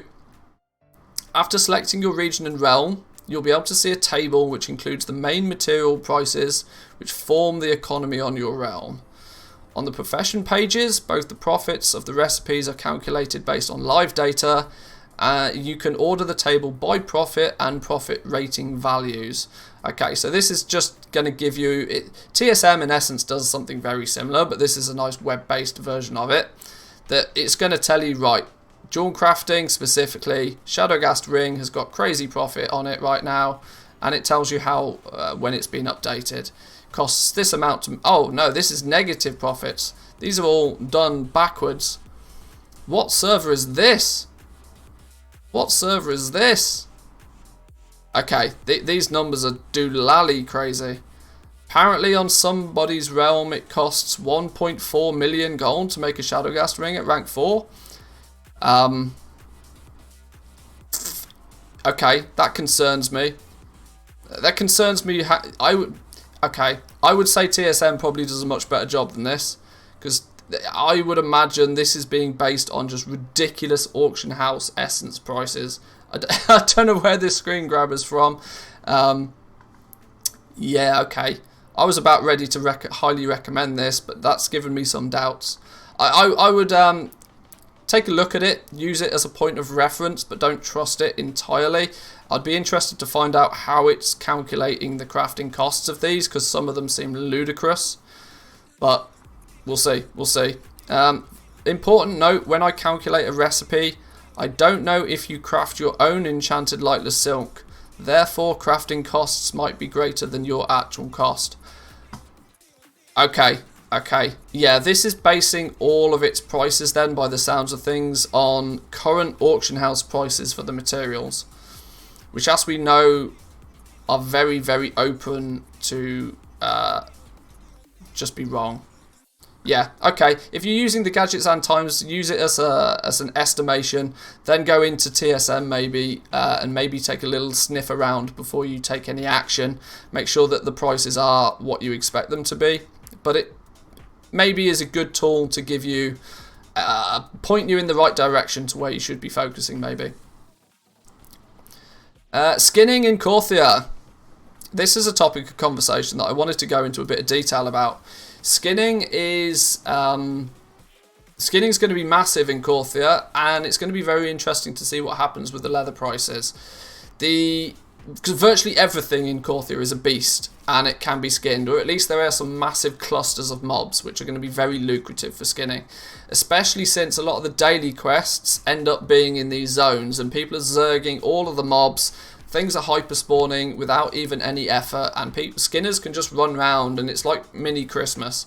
I would expect if you're a skinner or you're a farmer in general, getting out into Korthia and picking up some materials is probably a very good use of your time right now. Somebody's put together, Wibber Talks has put together a nice collection of skinning routes for Korthia. Hey guys, it's been a while. We finally have the new awaited 9.1, and with that comes Korthia. As of my testing, this zone is full of dangerous mobs, even with this higher item level as 216. Was almost mauled down a few times as a tank. Blah blah blah blah blah. Yeah, cool. Just be geared when you're skinning. You're really determined to get those relics for the Archivist Codex. Didn't seem to get too much of those relics during the farm, but I'm sure it'll all add up eventually. Sadly, I'm not able to give you kill counts per hour since no add-ons on the PT. Oh, okay, so this person did this on the PTR. It's going to be very different on live. Trust me, it's going to be very, very different on live. On the PTR, for the most part, you are often the only person in the zone, so you are responsible for firstly killing the mobs before you can then skin them. Like I said though, now, for example, there's a world quest that is kicking about here every other day, and mobs there just get melted. And if you're a skinner, you run around and just gather everything up. It should be easy times. There's a couple of zones. We may highlight these a little bit. We may. I've got my skinner in Korthia already. He's not particularly geared, but we may do a bit of testing. And you may start seeing a couple of farming videos up on the channel in the near future, because I do think skinning in Korthia is going to be very lucrative. Now, leatherworking from a legendary perspective is still going to see some very, very good results. So the demand for leather is going to be there, but a lot of classes are being pushed to things like the cape, the ring, and the necklace. So leatherworking is not going to be as profitable as it once was, which may have that may have a play a factor on the price of leather, especially heavy callous hide.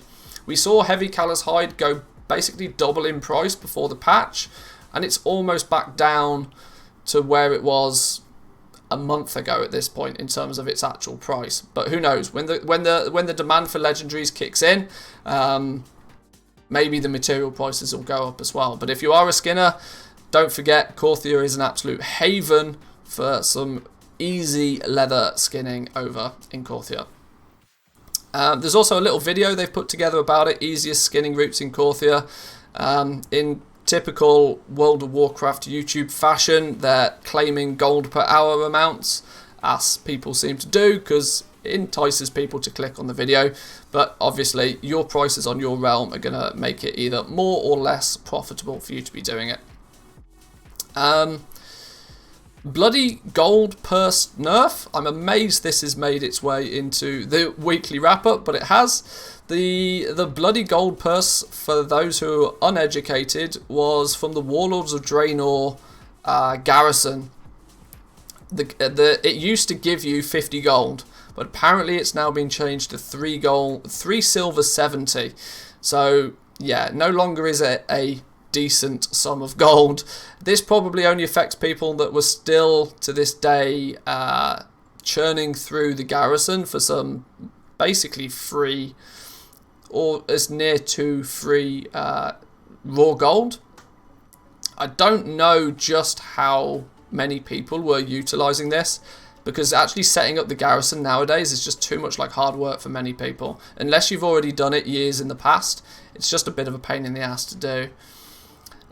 Did not see a post on this, just wanted to let everybody know that it's been nerfed. Used to give me 50 gold a bag, now gives like 3 silver. I will miss having about 10k gold a week from this. Not that much, I know, but I enjoyed the mindlessness of it. This seems to be a common thing.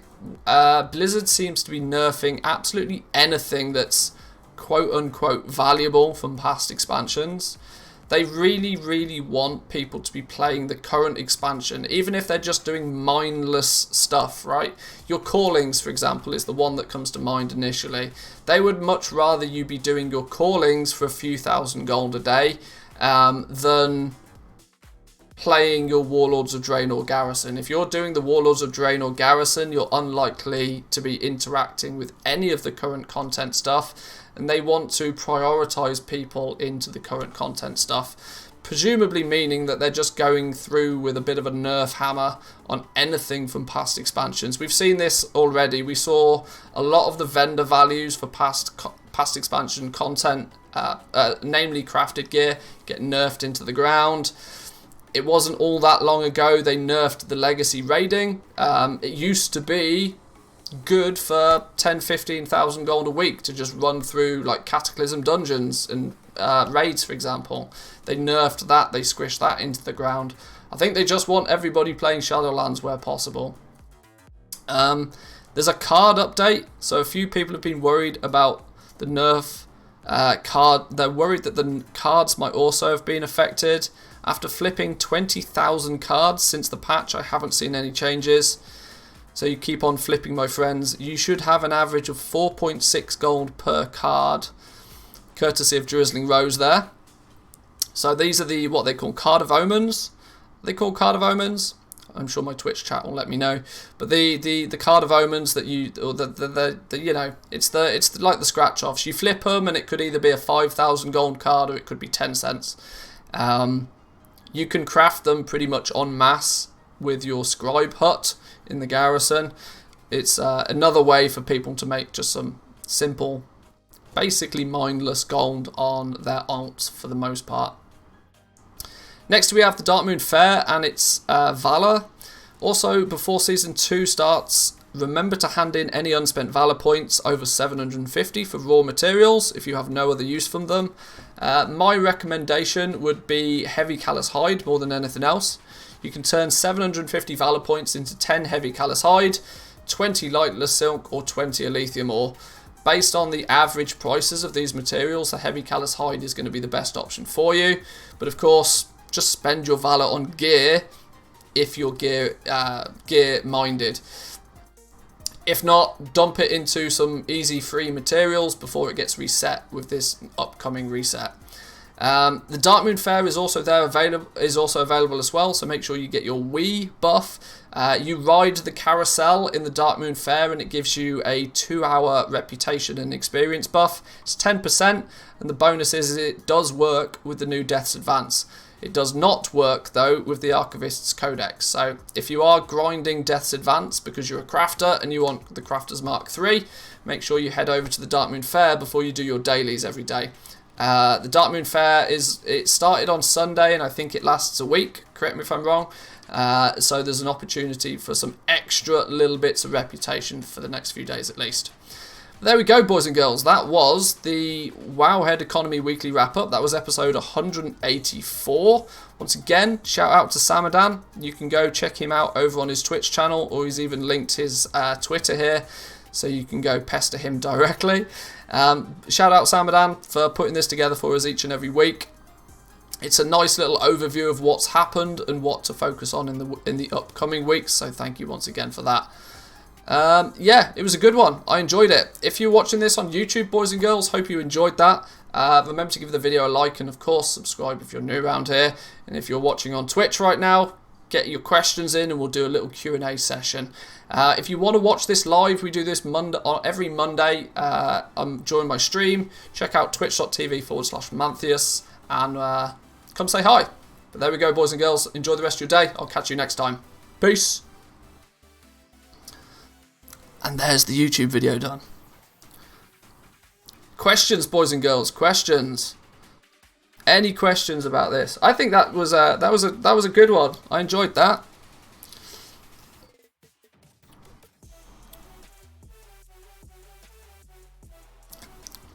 Drizzling Rose had 50 characters set up to do the garrison for farming. She pulled in like 500k to 750k gold a month from garrisons. Yes, I know Drizzling Rose is somewhat famous for her alt army. She was she was making a killing from her garrisons, but obviously not everybody has access to 50 alts to be able to do it. So the vendor sell price of the Savage Blood is now 10 silver. Oops.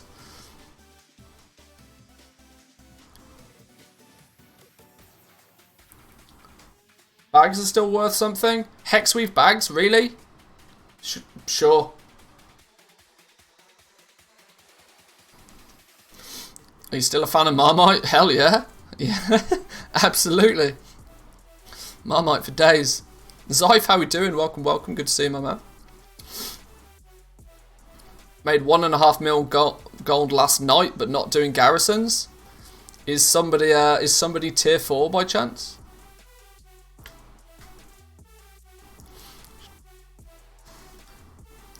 Mission table's way better to spend time on than garrison in Shadowlands for sure. Yeah, I don't disagree. Obviously the difference being though is that you have to be level 60 to do the mission table, whereas you can get your garrison up and running at considerably lesser a level, meaning that you can arguably do it on a lot more characters quickly and easily, but I still I mean, yeah, I guess the Cards of Omens and the Hexweave bags is maybe about all the garrison is good for nowadays. Maybe. I don't know. It's been nerfed to the ground so much it's just not worth the effort anymore. Yeah, I think the ball ache of getting it up and running, it's not going to pay itself. Especially with the Card of Omens, for example. You've still got to flip all the goddamn things. You've still got hours upon hours of just flipping cards. So yes, you get 4.6 gold for each card, but when you work out that you've actually got to sit there flipping cards, it's the same. It falls into the category of a vendor shuffle for me, really, because that's basically what you're doing.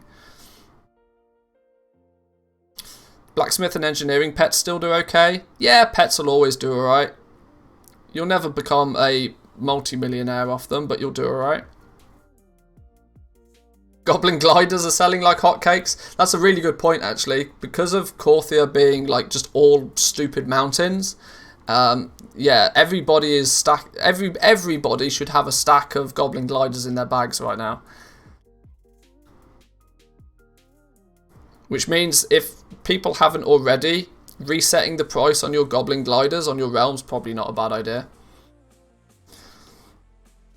I think I bought a few stacks for about 13 gold each.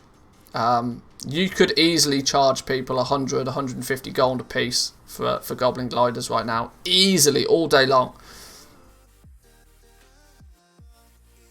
Should we read the comments? I tend not to enjoy reading the comments because they trigger me. Maybe we should read the comments. Was there many comments on this one? Only 4 comments. I don't know why they keep bringing Manthius up like he's the best goal maker. He isn't, definitely. He's not the best. Oh, wow.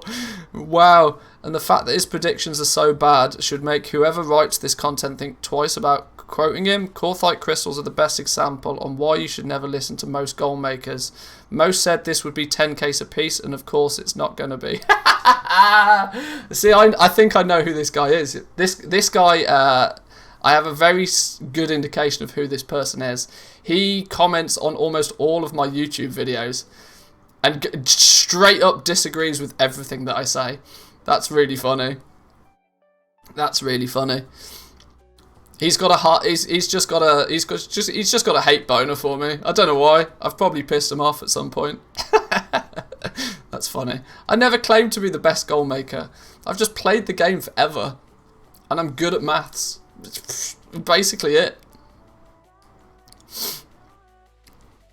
Oh, that's funny. As somebody who's not going to craft the new Legos, I've had my army of alts farming Quartzite crystals. On my server, they're going for 200 gold a piece. Really sad. Wow. Somebody got to tell me which realm this is. Reply to his comment? Nah. I'm not poking the trolls. So he's the one that dislikes all the YouTube videos? Yeah, probably. Probably. Oh, that's funny. I'm glad I threw the wolf grind in the trash now. Yeah, I get it. I don't think any sellers are planning on crafting the new Legos, or else they'd be stockpiling them instead of selling. Because you'd need thousands of them to keep the legendary business running. This is true. This is true. That like you cannot. It's not possible to be self-sufficient with the legendary market at all. Not even close.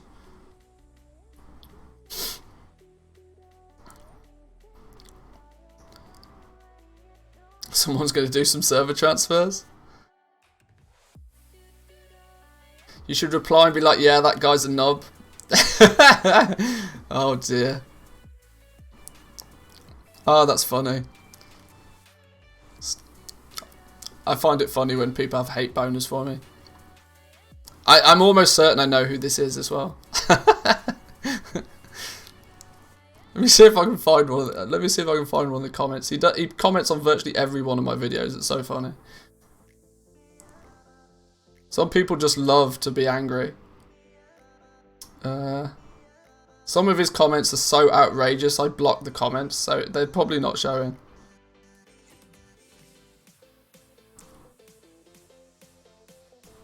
Hang on, is it probably held for review even?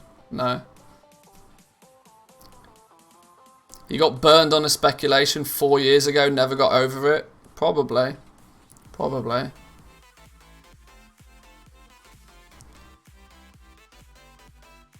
The only reason I think I know who it is because, well, his name's almost the same. And I know you, you can never please everybody. That is for sure. Yes, here we go. Pablo Perez. This is the guy. Best goal making professions patch 9.1 video.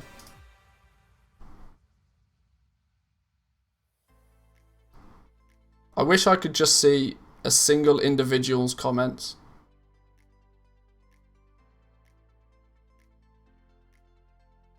Ah, can't. That's funny. Anyway, I don't want to give him the spotlight.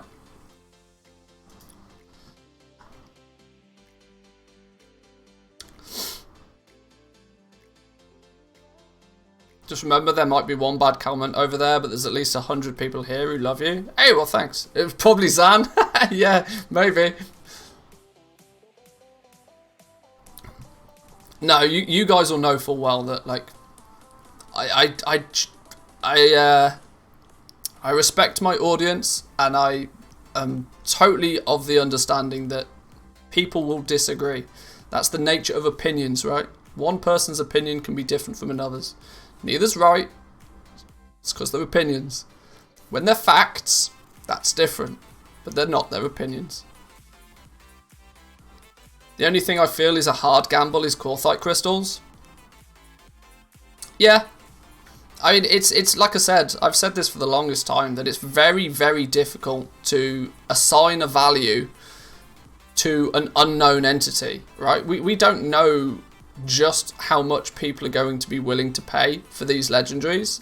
We can speculate based on past history, which is what I did with this video, the what it's worth video.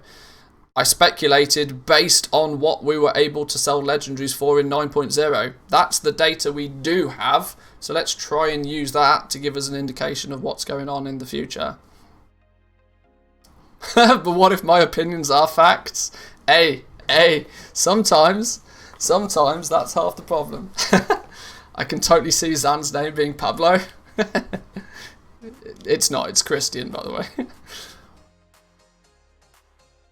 Although I might be on the Auction House podcast again next week. Just sneaky sneaky little leak there for you. I'm going to go into his stream sometimes, be hey Pablo, see if he responds. Yeah. Oh, that's funny.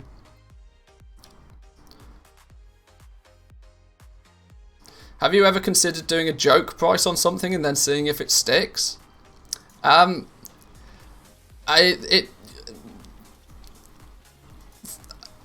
joked about it, but I would never do it.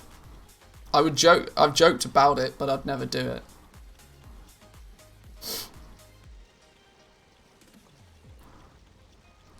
Cocaine straight from Bolivia. Oh, that's an outrageous sound clip. On the Auction House podcast for the legendaries or for being the second botter? Oh Christ, I don't know. Look, I don't know why people got that impression or who started that rumour, but it's definitely not me. Just because the second botter also had a British accent, apparently it's me. Sure. You just lost $5. Hey! Esteravan, have more of my money. Thanks for the great content. Appreciate it, my friend. Thank you, thank you. 3-month sub with the Prime Gaming. Thank you, my man. You should put Spirits of Harmony up for 420.69 and then tell everybody they're cheap. Yeah, that would be funny. That would be funny. Let's get a cancel scan on the go. Let's get back to actually doing some stuff. Doing some actual stuff. Let's make some gold. You Brits are all of our enemies, especially yesterday. Murica for the win. Sorry. I hope all Team NA had a good day yesterday. Not too hungover today.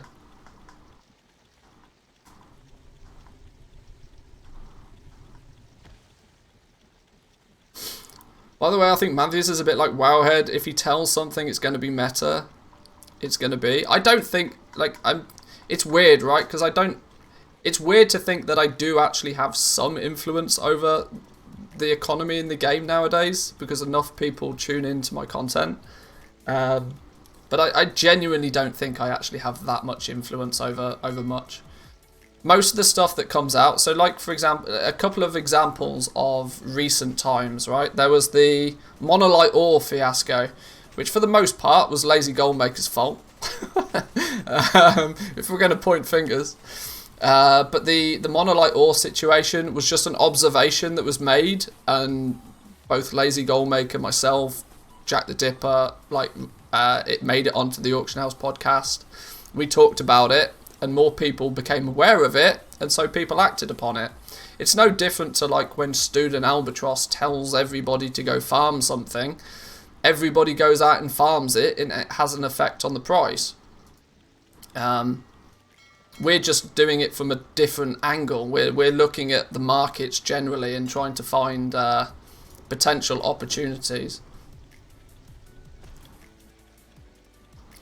I know you're fans of my main realm because the Lightless Silk went from 4 gold to 19 gold 2 hours after the podcast came out. Yeah, there are some instances where I can definitely see that there's an impact.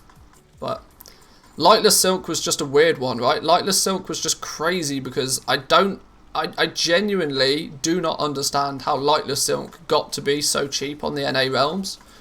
I don't even understand how that was possible. How it made its way all the way down to the same price as Shrouded Cloth is bonkers. It just shouldn't have happened. And you can tell why it shouldn't have happened, because it didn't really happen in the EU.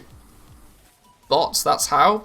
But is the botting situation so much worse on the NA realms than what it is on the EU realms? I mean, it's not like there isn't bots in the EU. There absolutely is. I mean, there absolutely is. It's less valuable for bots to be on the EU than it is on the NA realm. But NA bots are 10-1 player. Is it? Nah, it can't be that bad.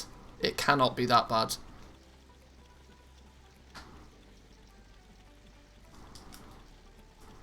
Evidence that you don't affect price. A Steelbound harness is still the same old price. Well, that's true. That's true. That was based on the speculation that the Blood of Sargeras is just more annoying to farm now, and it's the main one of the main items that goes into crafting it. Like I said, these are predictions. Some of them are right, some of them are wrong.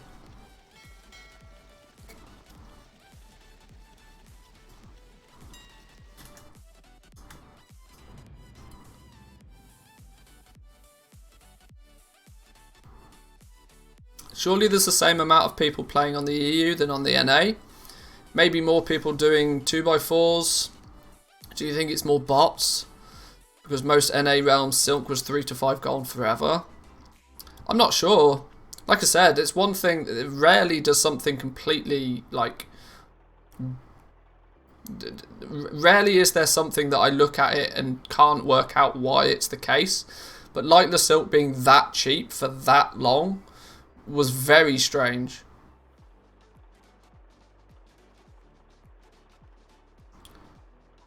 What's kind of bad though is you can tell that when it came to balancing the material prices of the Vestige of Origins, the material prices were balanced based on EU numbers, and with the fact that it needs 400 Lightless Silk and 400 Shrouded Cloth was blatantly some developer looked at the NA realm average price and thought, right, okay, that's a good number to go with. Tailoring legendaries in the EU are going to be gross. You're looking at 15k gold just to make the goddamn Vestige of Origins. That's horrible. And that's before the Corthite crystals as well. Bonkers. What about the Herbalism mount? Good idea to flip. I guess what? No, no. Don't flip Sky Golems.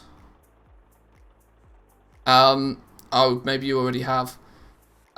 You probably shouldn't be flipping Sky Golems. If you're crafting them, sure. But don't forget, people have been crafting them for months and months and months and months on many characters. For every one Sky Golem on the auction house, there's probably 30 in somebody else's guild bank somewhere ready to sell.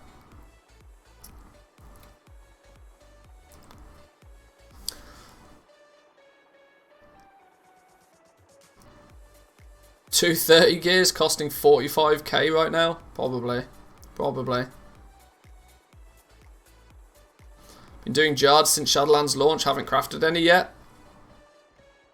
I've got like 800. There we go. That proves a point, right? That proves a point. There's a lot of Sky Golems kicking about.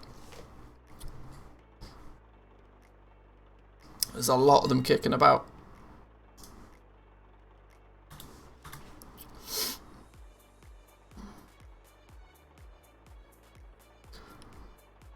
Well, that's also true. Yeah. Yeah, not quite the average WoW player.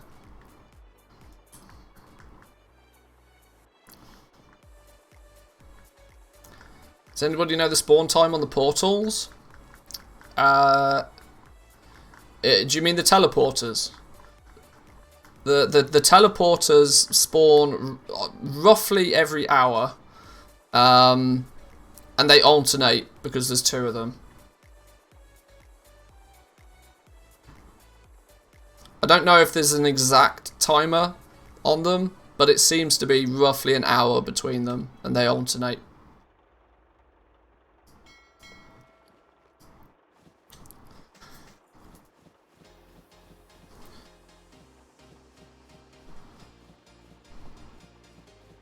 Let's get this stuff back up on the auction house real quick. Then we can go grind some dailies. Yay!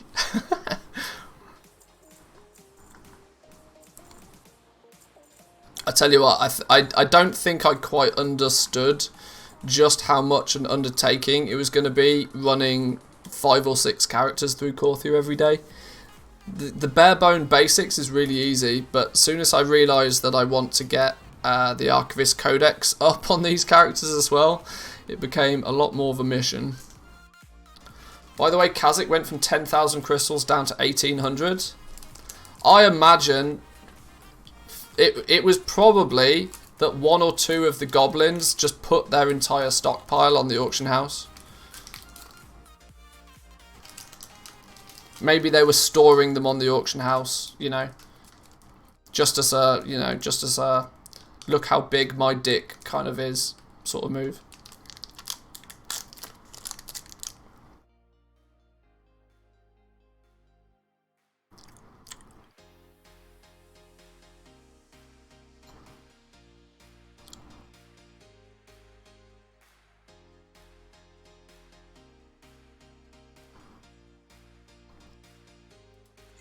Expensive storage for crystals. Yeah, they cost a bomb to list on the auction house as well.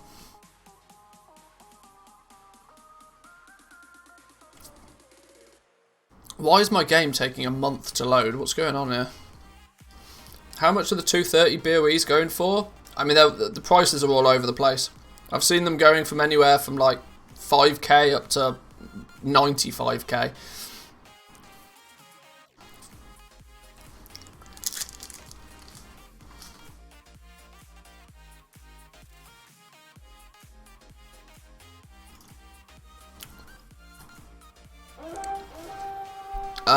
I need to go get the Dark Moon buff, don't I? Before I do anything.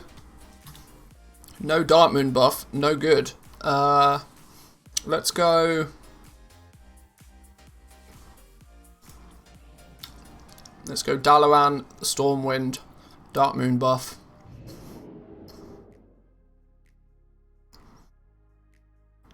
Only leatherworking and jewel crafting are up on my realm. They're listed at 90k, just the one dude listing. Don't know if he sold any yet.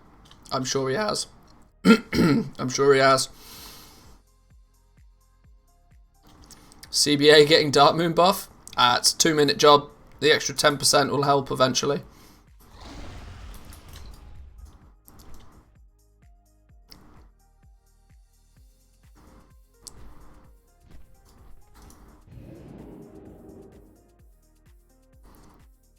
There are people that have done 1 to 50 in 6 hours. I can do it in like 8 without any crazy power leveling items and stuff. Yeah, getting level 50s nowadays is not really that difficult. My preferred method, whilst it's not the quickest, is just to Zerg 30 as fast as you can, then get flying and just go gathering. Easy, easy. Do not forget Dark Moon Fair is only for the Death's Advance. That is very true. Does not affect the Archivist Codex. But considering this dude is my blacksmith, I absolutely want Death's Advanced reputation where possible. I might need to go and do... we might be doing some of the assaults as well later. We've got the second assaults turned up. Because I'm lagging behind on reputation on many of my... I'm in a weird situation, right? I've not... hang on, what's going on? Where's the Dark Moon Fair gone? Who stole the Dark... Is it here somewhere? Who stole the Dark Moon Fair? Oh, it is here. I'm in a weird situation. I'm not like ahead of the game with anything, but I'm kind of keeping up with the game, but on many characters. Which weirdly, right, is going to mean that I'm going to very quickly, I'm going to basically be done with Korthia. Like, as soon as I hit Honoured, I don't care about grinding Death's Advanced reputation past Honoured. I mean, I'll do it naturally on my main character anyway for the rewards, but outside of that, couldn't give a Scooby. Once I hit tier 4, once again, I'm basically done with the Archivist Codex. Which I was expecting the Archivist Codex to be my reason to continue on playing Korthia. But I worry that in about a week's time, I'll have no real strong incentive to go to Korthia at all. Other than, you know, trying to get pets and mounts and rares and all that sort of stuff. Oh, alright, give me some stupid tickets then.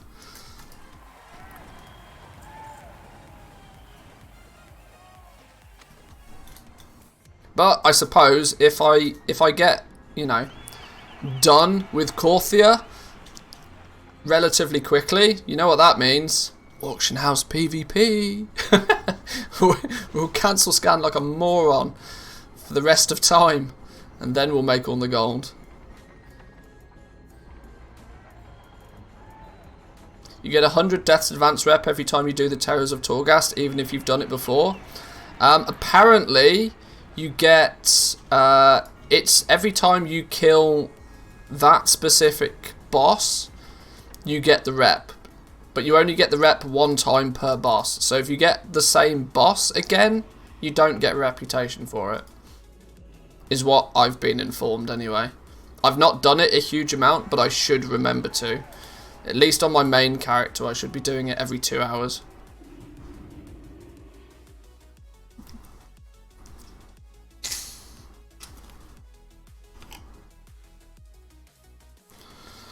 Sitting on 1200 Corthite crystals. Hope I didn't waste all of my gold.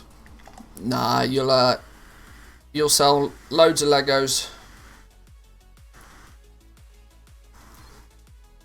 All I hope is that the people that are stockpiling on crystals, all I hope is that they have actually got their legendary professions in order. One thing I haven't made a big enough song and dance about is the reason I'm so happy to buy a whole bunch of crystals is because I've already unlocked everything. I'm rank 4 in every single slot in the game. I don't need to level anything. I don't need to recuperate any costs with anything. I'm simply trying to make profit off rank 5s and 6s. Which is why it's considerably less of a risk for me to be buying and stockpiling a lot of this stuff. If you've only got 1 or 2 profession slots, I probably wouldn't suggest stockpiling a whole bunch of legendary materials. Because you're in a very risky situation. That if the item slot that you've leveled becomes too competitive and the prices just get trashed, you're in a real sticky situation real quick.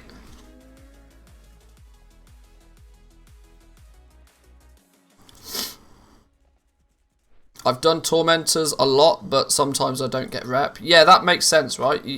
From what I've gathered, you only get the reputation the first time you kill the boss. Once you've killed that boss, you don't get... Oh, bonus rep. Nice. You don't get that rep again. Oh, double deaths advance commendations. Well, well, well. What do you know? What do you know?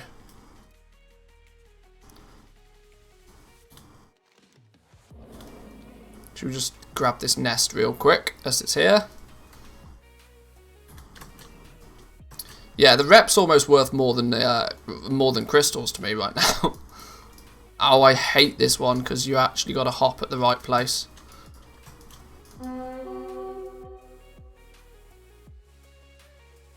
Oh, for God's sake.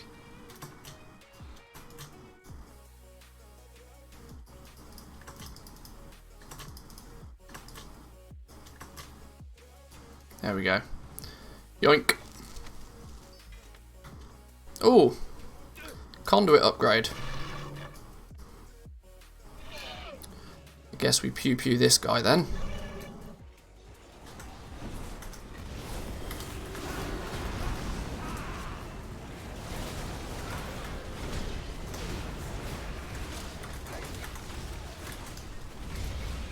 Enable slow talking. I don't have the ability to slow talk.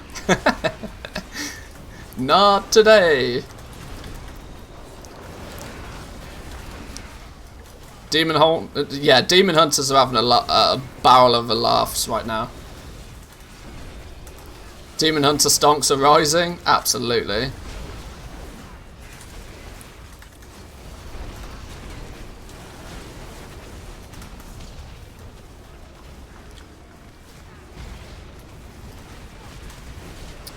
Pew pew. He must have been... Oh, he was good for like 30%. Lovely stuff. Is there a chest around there? No.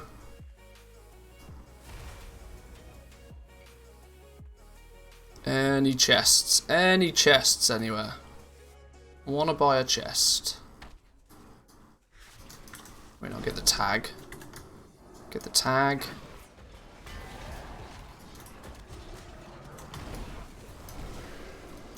tag things and let the DPS do DPS things. Oh, cheeky chest behind the cage. Thank you, thank you.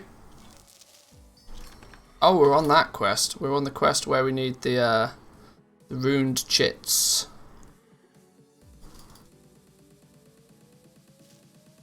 Apparently not. 19 of 20. Go on, 20 of 20. Lovely stuff. I need to do... We'll probably do this tomorrow. I need to do a sweep of my characters just to make sure I've done everything that's, you know, considered weekly. I've not done Torghast on any characters yet. I've genuinely not touched Torghast so far. I want to at least get Torghast done on my main. It would be nice if on my main character at least I can stay ahead of the curve in regards to Soul Cinders.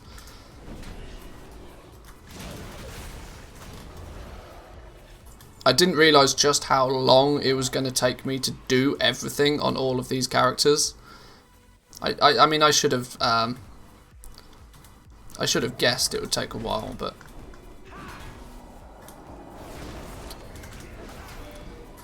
my efficiency when I stream is also terrible. You guys know that. I spend way too much time, or well, I waste way too much time when I'm doing stuff on stream.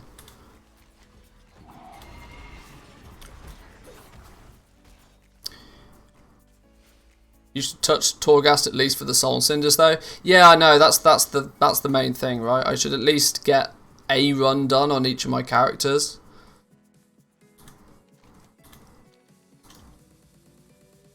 It's not exactly a hard requirement to do, but my efficiency whilst watching the stream goes down too. Yeah, sorry about that. That's not my intention. Wouldn't it be helpful if somebody gave you a grind sheet? It would. It would.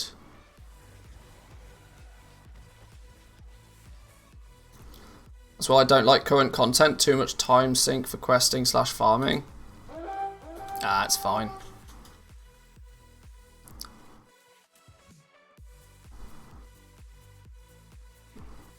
Venthyr Assault on all 5. Yeah, we got a new assault now, haven't we? So I need to go through that as well.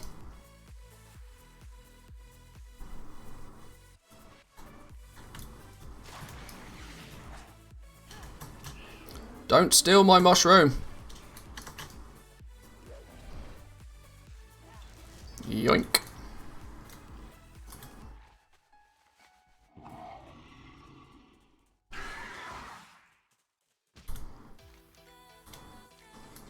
Right, got to be a chest around here somewhere. Where can we find the chest?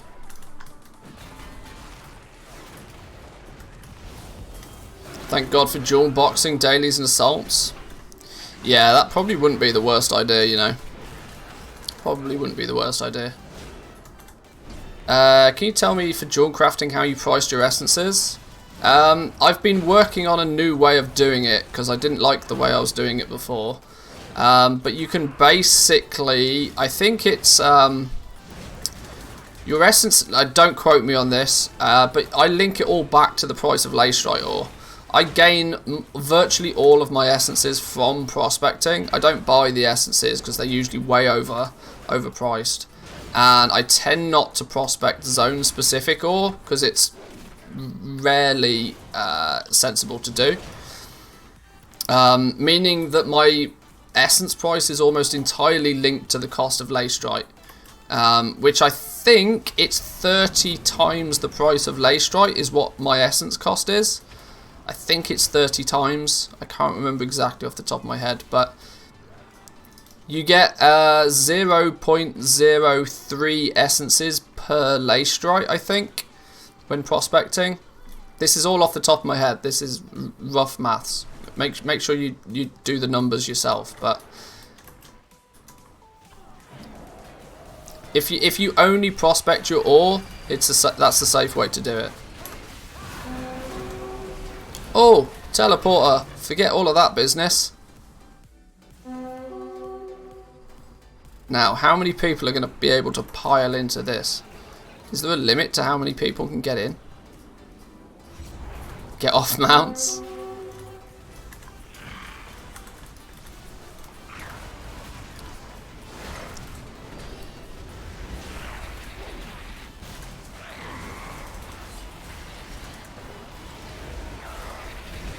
You can swap Rare Scanner to Silver Dragon. It's much better than Rare Scanner. You can pin the rares in chat super easy. Open chat, shift left click, done.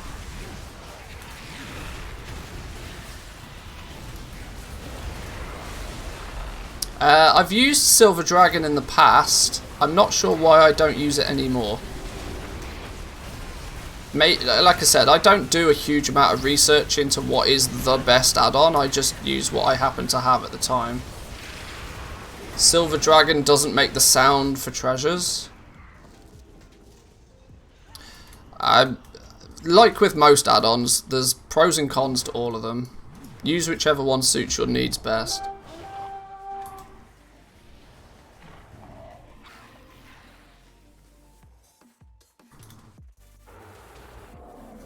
Oh, is this a rare dude? Spiked heavy heart. Oh no, this is the dude you need for the quest. There we go.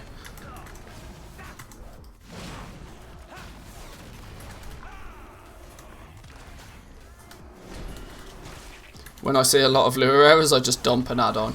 Yeah, that might be the thing, right? Like sometimes when I disable an add-on for whatever reason, it rarely gets turned back on again.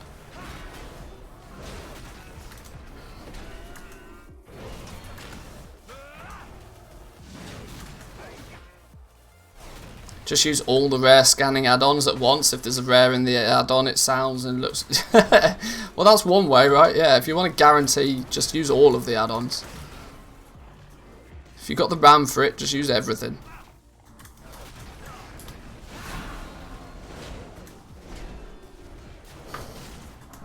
You do research on add-ons, remember Addy bags, proven bad?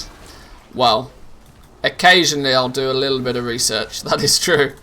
And occasionally when I do said research, we find out some interesting things. The Addy bags can go jump off a small cliff.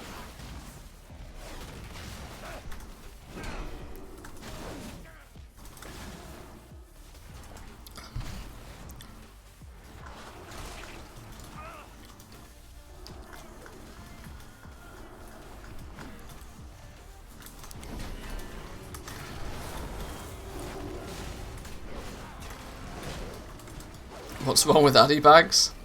I do not want to have to spend hours of my life setting up an add-on for bags. Nope. Not gonna happen.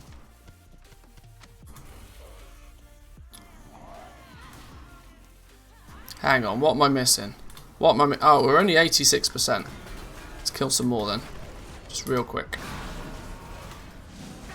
13%, 9% to go. God, I tell you what, Skinners, get on it. This spot is going to be crazy for Skinners all day. If you're a Skinner and you want to make some bags today, oh my days.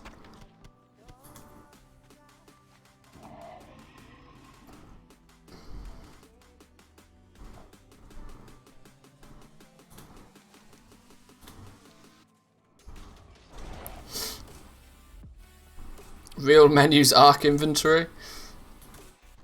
No, real menus default bags. Real menus default bags.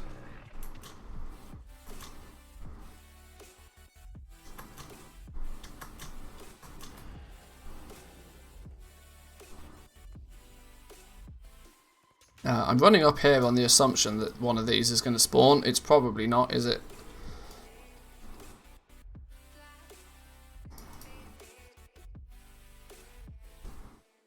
Maybe that nest will spawn. Real men use LST. Well, that's also true. That's also true. Not real men, alpha males use LST.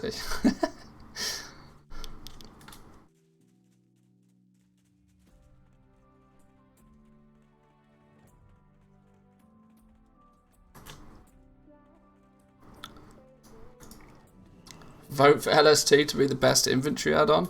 What's LSD? No, that's something very different. Let's not confuse the two. Please don't confuse the two.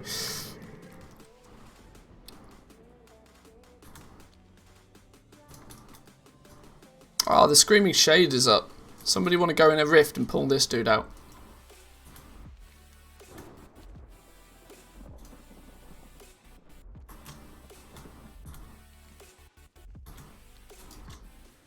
How do I get to 43 by the end of this week? Well, the cap's 42 this week.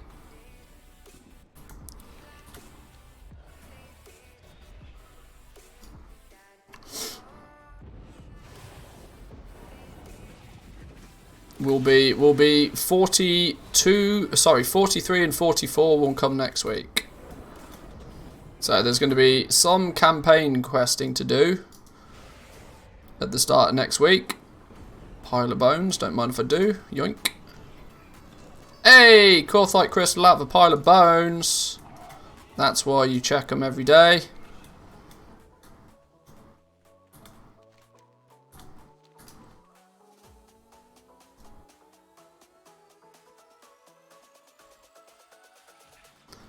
When I did rifts on some characters, I found quests inside the rift. Is this random? Although they're one time only. You can pick them up once. There's 4 quests you can get inside the rift, which will give you on turn-in will give you 500 experience with the Archivist Codex each.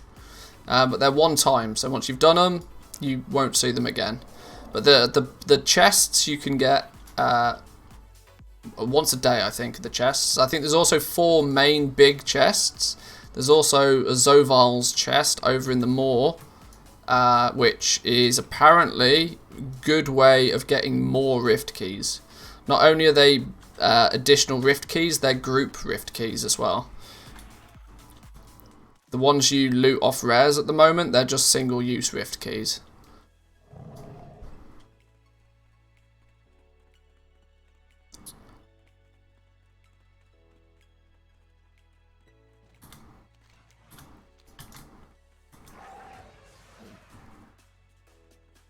Yeah, thousand anima and Shaping Fate in Corthia is going to be your 2 weekly quests for Renown. Keeping on top of Renown this patch is going to be so easy, it's not even funny.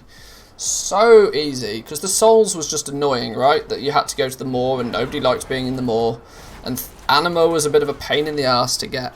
But now, like, by the time you've done the Shaping Fate, you've accidentally completed 1,000 anima anyway.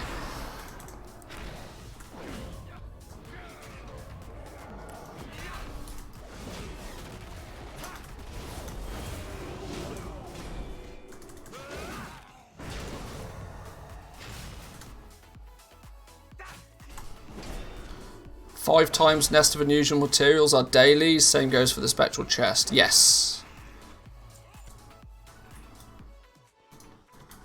Right, let's hang fire here for a minute. Let this nest spawn. Haven't done the Souls or the World Boss on any characters this week? Yeah, most people aren't, because they don't need to anymore. What's the max reputation available with the Death's Advance this week? There's no true upper limit exactly. But let me put it this way. You're not getting honoured this week. Even with super degenerate gameplay, I don't think anybody's getting honoured this week. It's going to require the campaign. The campaign doesn't give you any rep, actually, which is really weird. But the Shaping Fate next week is people's best chance of getting honoured next week.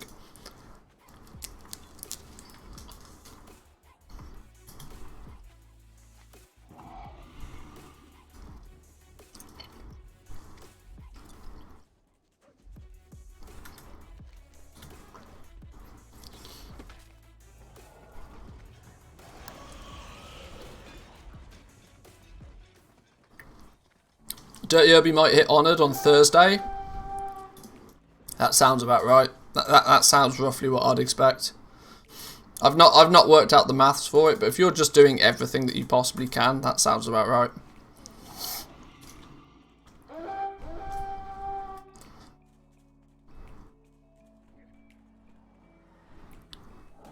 Now, do not fall into the abyss. Do not fall into the abyss.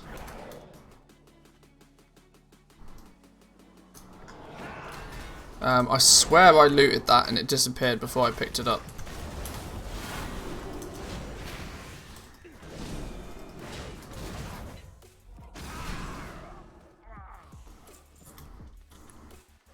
I'm at 3,600 now for sure, honoured on Wednesday. That's pretty good going. That's pretty good going.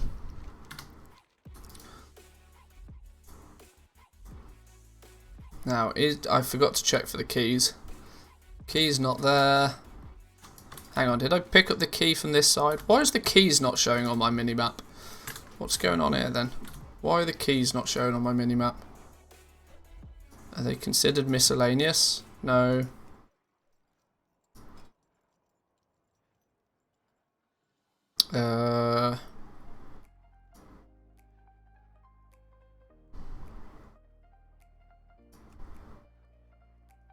Show treasure, there we go.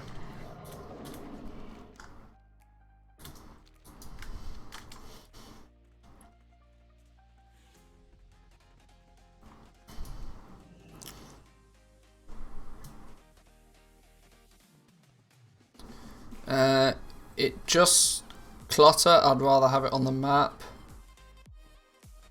Hang on, what's this? Weak Aura shows more info as handy notes. If you don't want it, don't use it, but I highly recommend everybody at least try it. Did somebody link me a Weak Aura? Oh, you did. I've not actually got Weak Auras installed. We'll test that in a bit, maybe. I'll do that on a character that it matters less on for testing. Like I said, I don't actually have Weak Auras installed, so I'd need to do a little bit more than just import a code.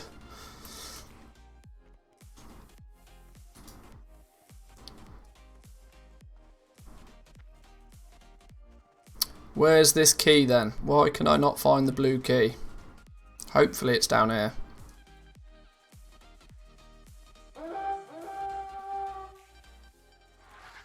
No, the key's not down here. Christ. Okay, how have I missed the blue key?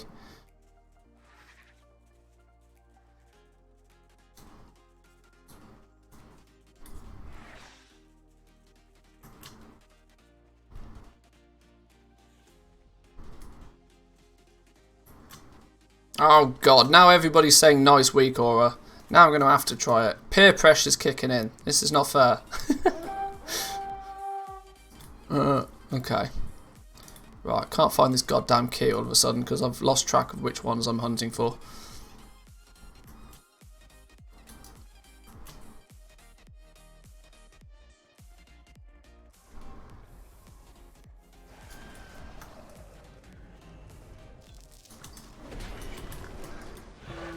Whoa, let's not pull all of these fellas. Let's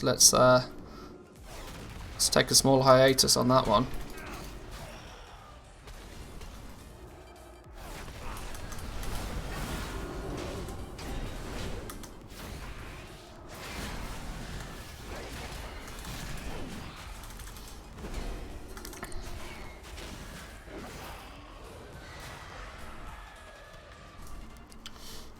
Shout out to the Archfiend who made all those seemingly unconnected Weak Auras that passively bought items for 400k each on the auction house. It's a horrible thing, but you got to respect the commitment. Was that a thing? Please tell me that wasn't a thing. This is why I'm naturally cautious of Weak Auras, because I'm of the opinion it's just too powerful and people blindly trust it. But I'm skeptical like that. I'm naturally skeptical like that.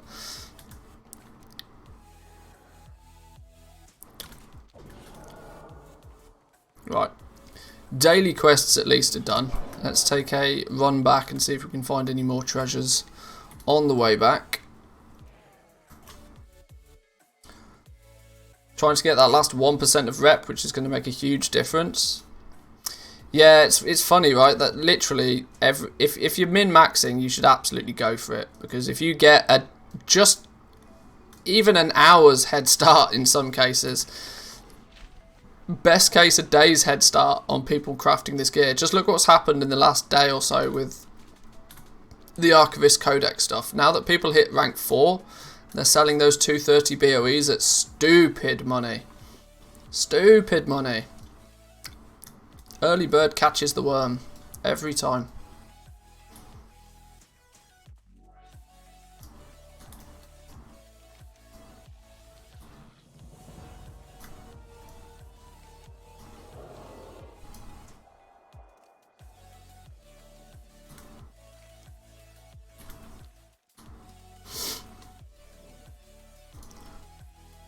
know people that sold those BOEs for 100 to 250k on Realms yesterday. Yeah, I mean, because people don't know what they are, right? They just see a 230 BOE and they're like, holy sh... They don't even realise that it's something that's just crafted and is... One of the best ways to make gold is to capitalise on people's lack of knowledge of the systems in this game. I mean, that's 50% of legendary sales right there, you know?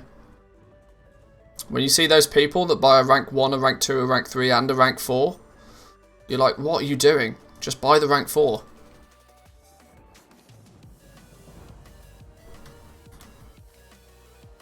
Right, now I could try and zoom my way down here, but I don't think I've got time. That's character number 2 done. Let's hand in our archivist's stuff. Since that's not affected by rep anyway, we might as well just turn it all in.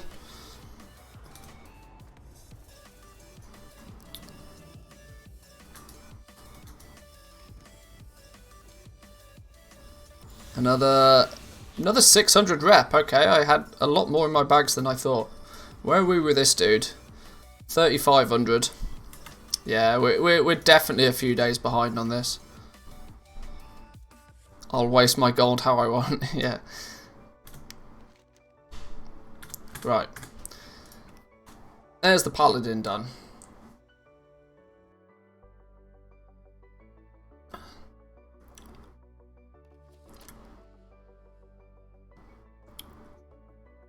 I snagged one for 25k. I didn't think it was too horrible for 230 piece.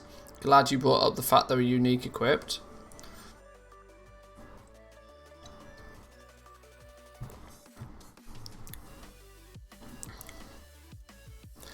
I mean, if you guys actually like worked out the actual crafting cost, there's less than 5,000 gold worth of material price for reference. That doesn't mean that you should sell them for that. I'm just saying, like, when you say it's worth 30k, you're still paying 6 times over crafting cost.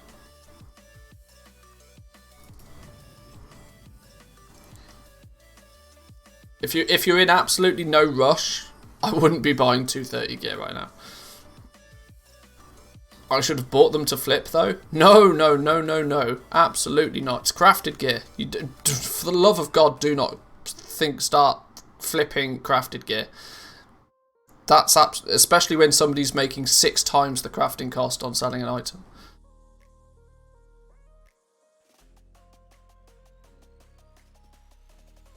Yeah, you do not want to be flipping those things. The person that sold it in the first place will have another 5 ready to sell without question.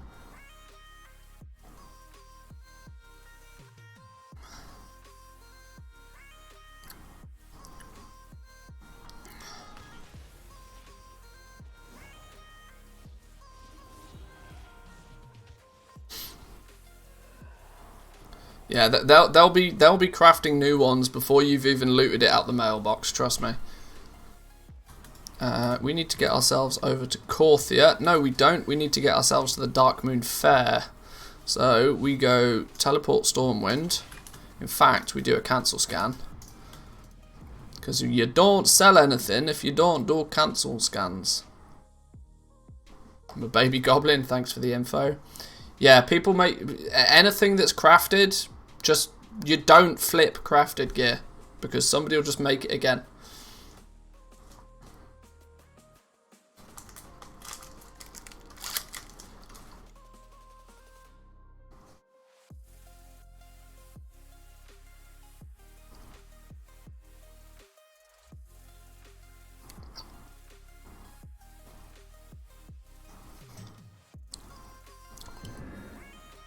Do you make the torments? I'm not sure what you mean.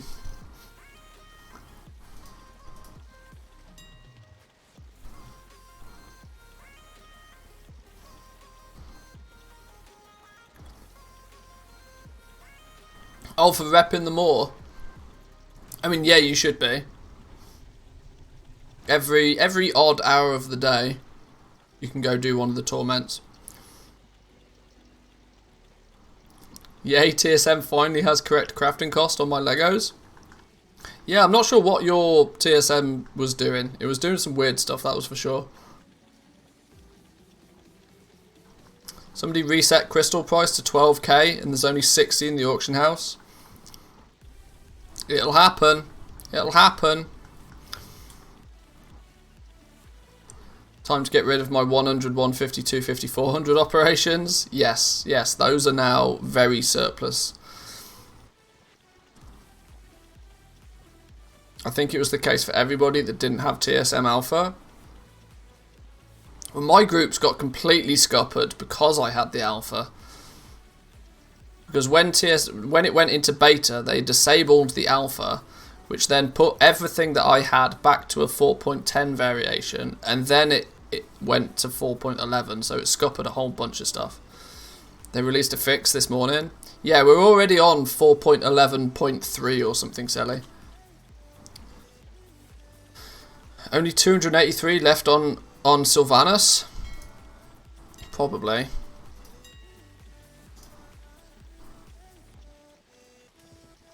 We'll have those.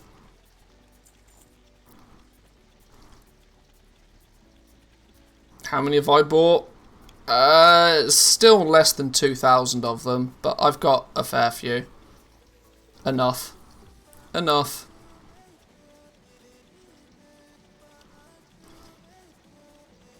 I'm tempted to just do this. I'm very tempted to just buy every single last one. I know it's only Monday, and reset's not till Wednesday, but I shit you not, there is not many people out there that are getting many Korthite crystals right now, unless they've got alts that haven't been through Korthia yet.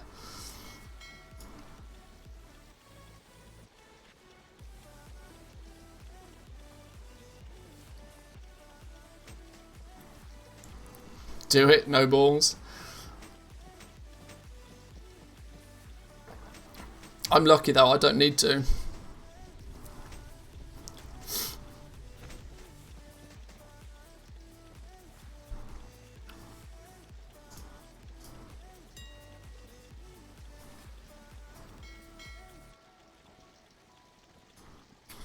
My server's so low on Korthite crystals the whole time, maybe I need to do a server transfer. They're everywhere is low on, even the highest pop realms on the planet are low on Korthite crystals relative to the amount of players there are. The system is designed so that maybe only 10% of the player base can get their legendary each week. And even those, by the way, cooking check right now. Wrong character, but yes, I have cooking for reference. Just out of, just to prove a point, why do you think I've got random food in my bags? Yes, we have cooking. Oh, hang on, I guess we can just do this. Shadowlands cooking. Obtain 75 skill points in Shadowlands cooking. Boom. Ignore the date.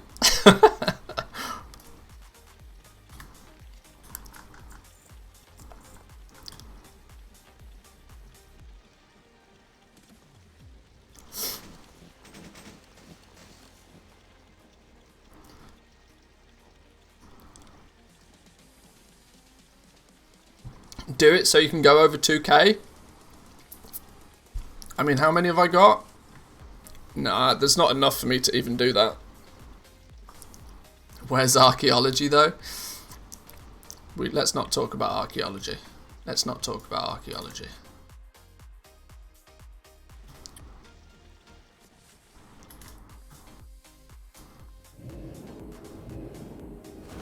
You didn't have it before 4.11, told you, Monty lies.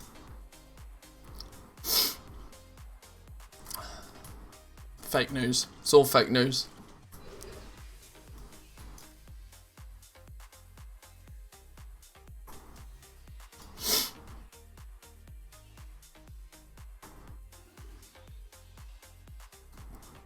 There's only 84 Korthite crystals, lowest price 6k. Guess a goblin had a shopping tour.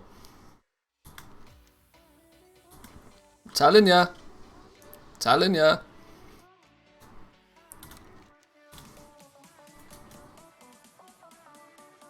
How low did the Korthite crystals end when you bought them today? Still 2k a piece. They didn't go under 2k. Sylvanas is expensive. And it's mostly my fault.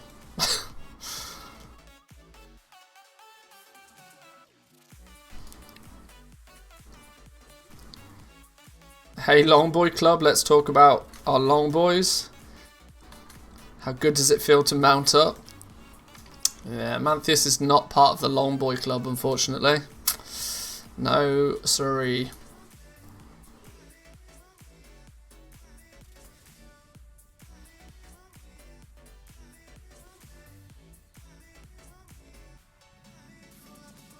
You just lost $5. Hey! Laura, quick Corthite tracker analysis in the Goblin Corner. Most gobos clearly not willing to wait. Yeah, that's very true. People are getting impatient now, I think.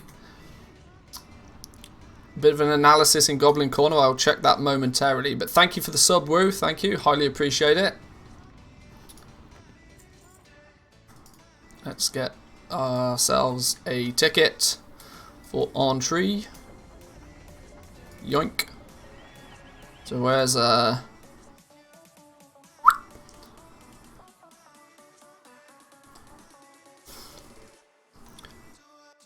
Corthite price tracking. It is incredible that people are tracking this. Regional sale average, sale rate, regional average daily sold, 5th of July. That's today, right? Yeah, yeah. That's. I mean, this is some good data in that one. TTS is too quiet, by the way. We can't hear it. Yeah, it's very quiet in my ears as well. Hang on, let me work out how I fix that. I genuinely don't know how I fix that. I don't know what controls the volume of it. Is it the alert box, probably?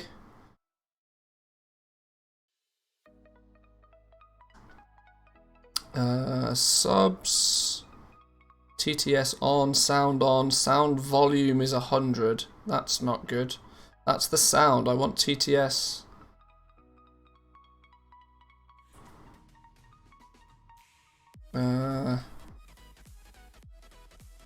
Voice volume. Okay, volume's low. I'll put the volume up to max on TTS. See if that makes a difference.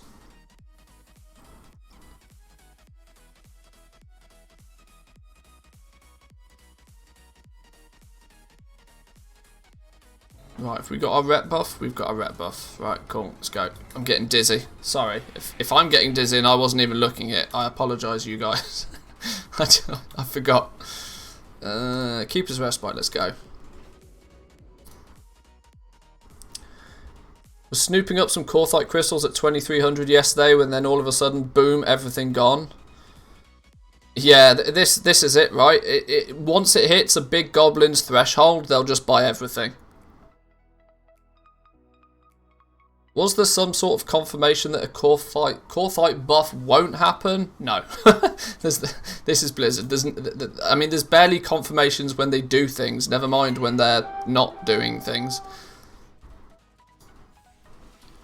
When's the donation thing coming on the screen again, by the way? I thought they do. They pop up here. They're a bit small. They're not massive and central, but they're there.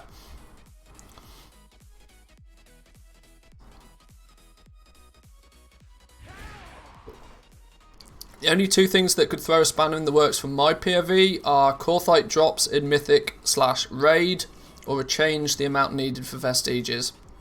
True, very true.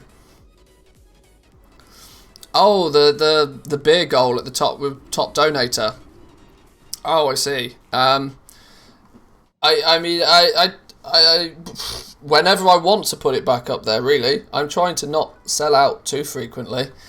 I'm already, you know, I feel I'm already suggesting people subscribe and hook me up on Patreon and do a whole bunch of stuff. I don't want to appear greedy by having additional donation goals all the time as well. They didn't announce the Savage Blood nerf. I mean, they don't announce anything. They genuinely don't announce anything. Joby redeeming play and ad. Sponsored ad, boys and girls. Thank you. There's a way for you guys to sell out for me. Sponsored ad. Thank you. Thank you.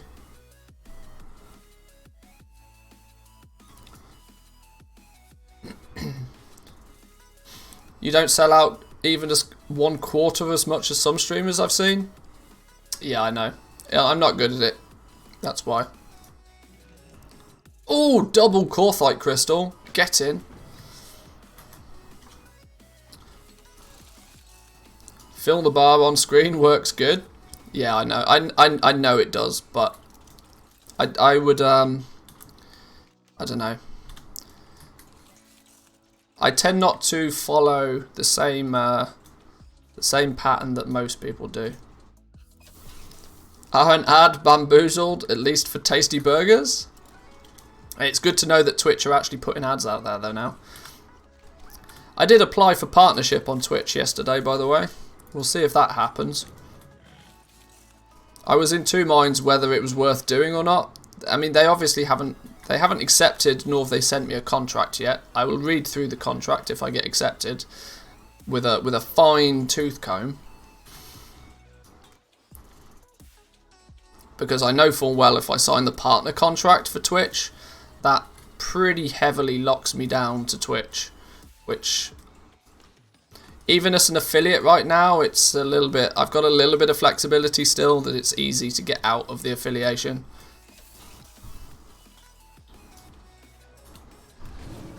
Whoa, I forgot I'm on the mage. I was using... Hey, Corthite Crystal out of a box. That's what we love. I was pressing buttons like I was on my paladin, and that wasn't the case.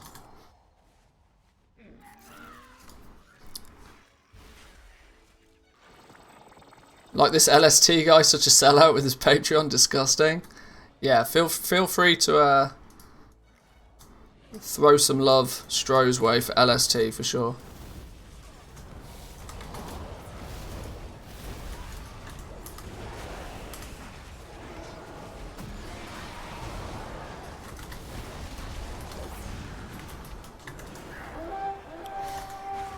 Look at you getting all the crystals. I'll get 3 on it at this rate, because we get 2 for the quest.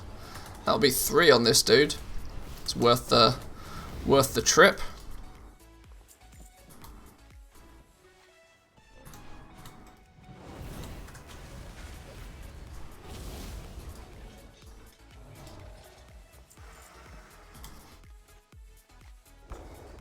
Hope you're getting it, but you won't be able to talk percentage from subs since it will then be against your TOS. Yeah, I mean, like if I'm contractually obliged to not talk about something, then sure. But until that's the case, I'll be an open book.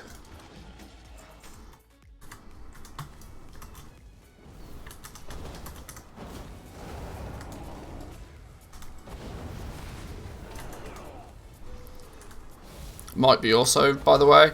I mean, I genuinely don't really think it's that much of an issue. I don't think there's a single person on the planet that doesn't know that Twitch takes 50% of the revenue.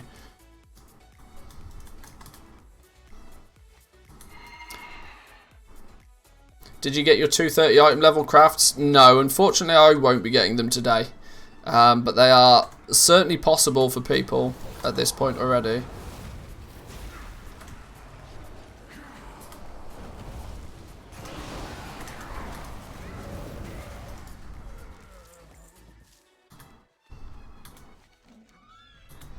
Did I loot this chest? I did. That's the chest I got the crystal out of. I need to kill 2 more things, apparently. One more. One more. People got them on Sylvanas yesterday. Yeah, I saw some pop up on the auction house. I'll utilise the fact that people are already making them though, because it'll mean I can update my TSM groups and stuff for not only for Patreons but also the regular basic groups for people as well. Started at 100k, now they're 15, still very good profit. That's always the way, right? The first person always first person cashes in. Oh well, rare spot popped up. We'll pew pew this dude while we're here.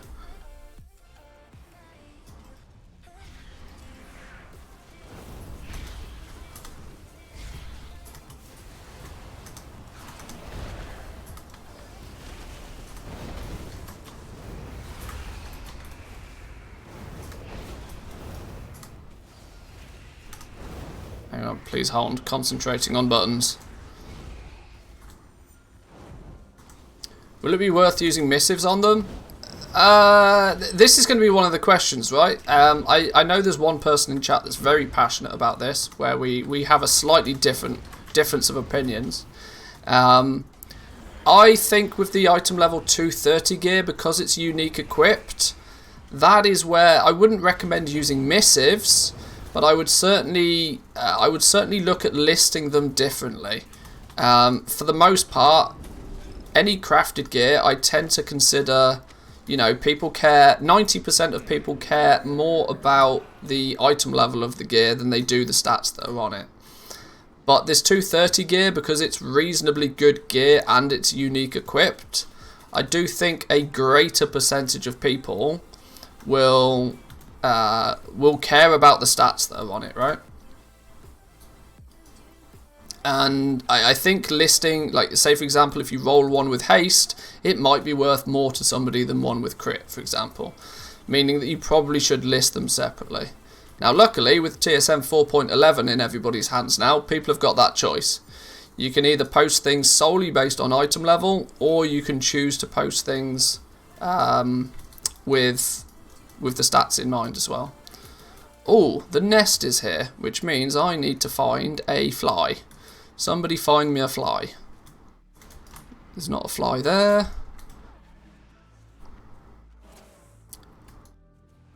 I need to find a little fly. Just looked at trade chat as you said that. Wanna buy cloth head item level 230 with crit and haste? Yeah, see, there we go. Here we go, here's a little fly.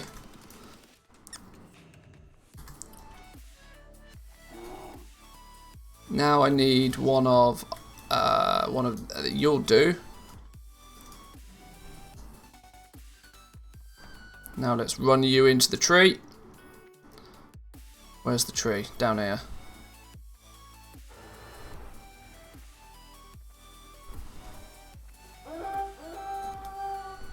There's your dislodged nest. Bingo.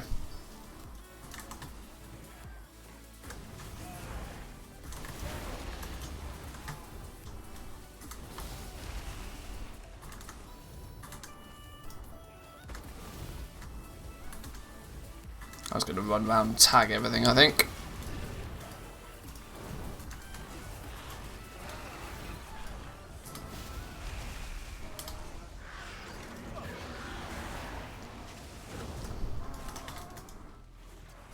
Oh, purple boy.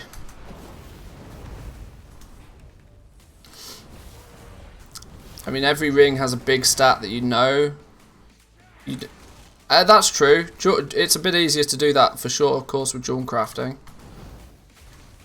Because you're kind of focusing on the main stat a little bit to begin with. Or the main stat that you're after, should I say, not the main stat. You guys know what I mean. You're not stupid.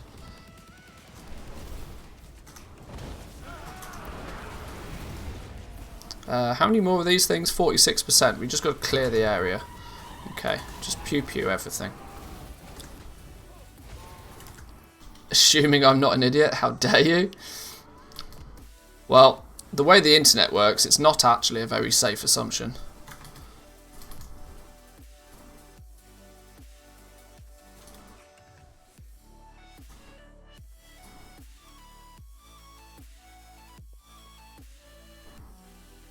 I mean, the sensible way to do it is just craft enough of them so that you have everything represented. I mean, with the price of missives, to be honest, I've not checked recently, but I imagine missives are now, at least when you're making like sizable profit on the items, you can consider using missives to pinpoint the stats that you actually want. and the cost of using the missives will just be absorbed by the ludicrous amount of profit that you're making anyway. But when the profits get a little bit tighter, then you just want to revert back to, you know, hopefully just crafting them randomly and getting the right stat.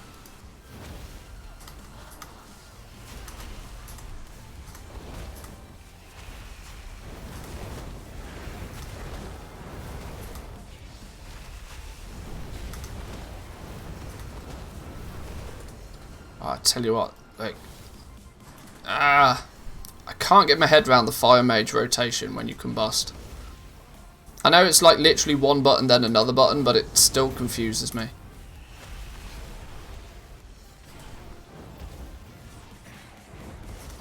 Chests in the rift give 500 rep each day, or only once. The quest chests in rifts are one-time quests.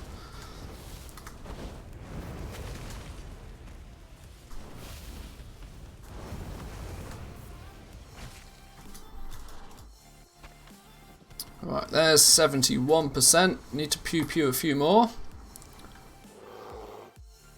How many crystals do I have now? I think it's about 1,800 crystals. I think 1,800 crystals, something like that. Not quite as many as I want, but enough for me to be content with right now. If the price spikes, then I'm happy with the amount that I've already got. Torment of Torghast in 7 minutes. Prep your oh, okay. Oh, is it really that time again? I thought it's 7 minutes, isn't it? An hour. I thought they were in the off hours. It's just about to turn 2 o'clock for me, which would make it an even hour. NA's in 7 minutes. Yeah, there you go. That's what I thought.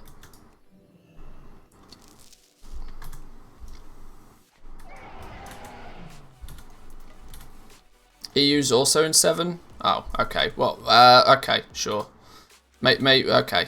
Let me finish this one then, and then we'll get the hunter ready.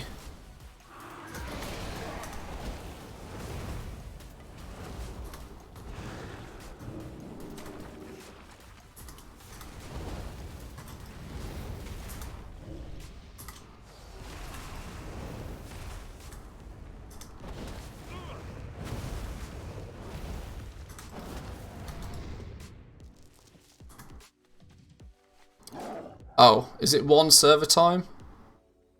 Oh, realm time 12:45. Okay, yeah, okay, that would make sense. My bad, my bad.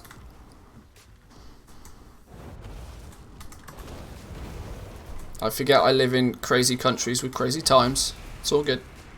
Your time zone's wrong. My whole life is wrong. We got you back. Thank you. Thank you. Now, if only you could kill this thing for me. I could heal or I could just ice block. Time zone, motherfucker. Do you know it? No is the honest answer.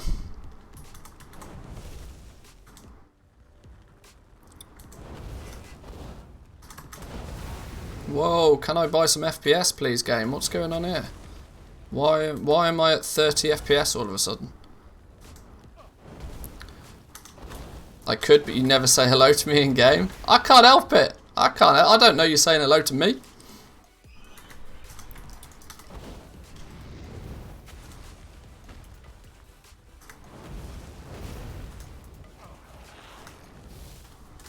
Potato PC. It's a combination of Potato PC and somebody's activated summer in Finland, which is not my PC's best friend. I really need to do a full-on clean out in my PC. I know it's dusty as all hell in there. I know that's not helping temps, but what are you gonna do? I was looking for that Sunday late night stream. I was intending to stream yesterday, but we like I said, I was away for Saturday, and we spent. We didn't get home. We didn't get home late, but I also had stuff to do around the house, and I'm going to be honest, I was Slightly tired from the day before for no reason whatsoever. Definitely not football related.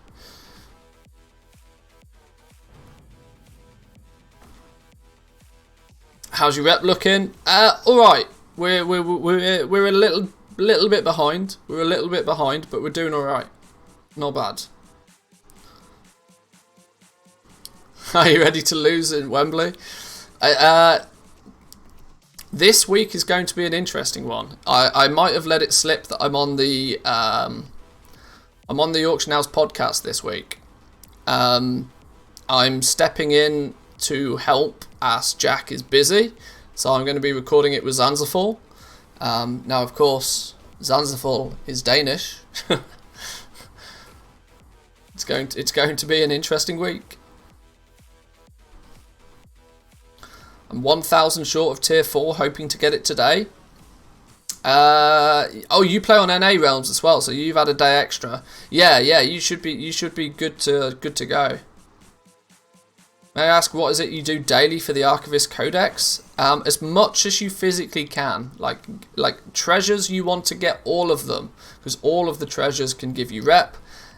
You want to be doing the rifts as frequently as you can. Now, obviously, before you're actually tier 4, you're kind of playing the lottery a little bit to just how frequently you can do the rifts. But you absolutely want to be doing the rifts. You want to make sure that you're also, at the very least, doing the two, what do you call them? The two teleporters. You want to get the teleporters done as well. Let's head back over to Venari. We've got, how long have we got? 2 minutes. That's a great opportunity for a pee break. I'll be back in 2 minutes, boys and girls. I might even throw an ad up. How about that?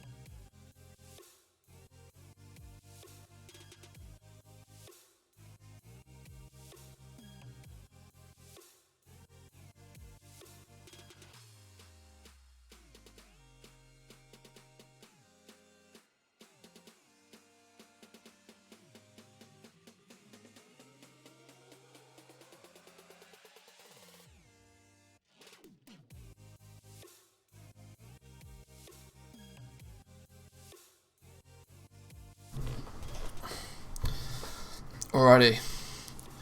Where do we get to? Missing 2k now, done all the quests that I can see at least. What can we do within the rift on repeat?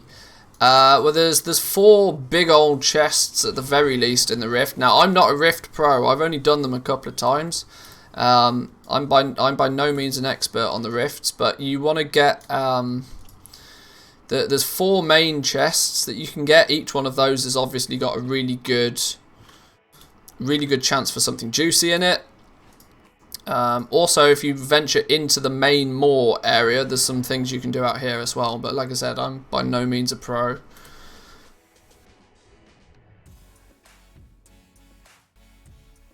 How do you get into a rift? I have rift repair keys, but not sure how to use them. You go to the rift and click it.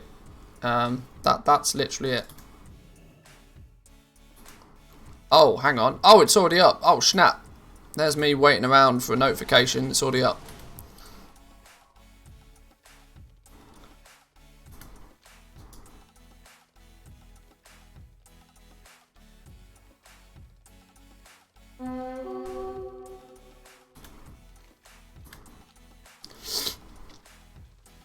Is there a certain time to use it? No, you just go to one of the rift locations and click it. When you're in a rift, you have only 15 minutes to be in there before you automatically get kicked out. You'll also get kicked out if you die, so don't die in the rift.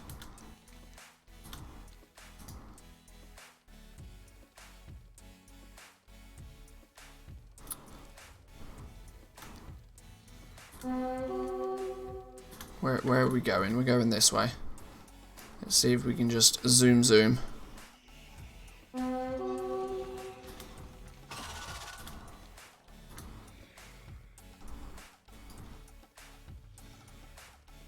Where is it? What's going on? What have I missed? What's going on? There's people... Is it done? What's going on?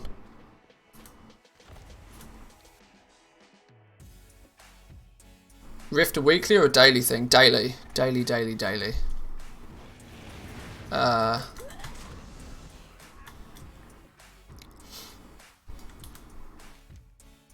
Oh, begins in 3, 2, 1. Okay, cool. Whew.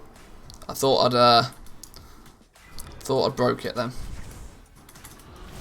You just lost $5. Hey, crunchy pistachio. Thank you. Appreciate it, my man. Thank you.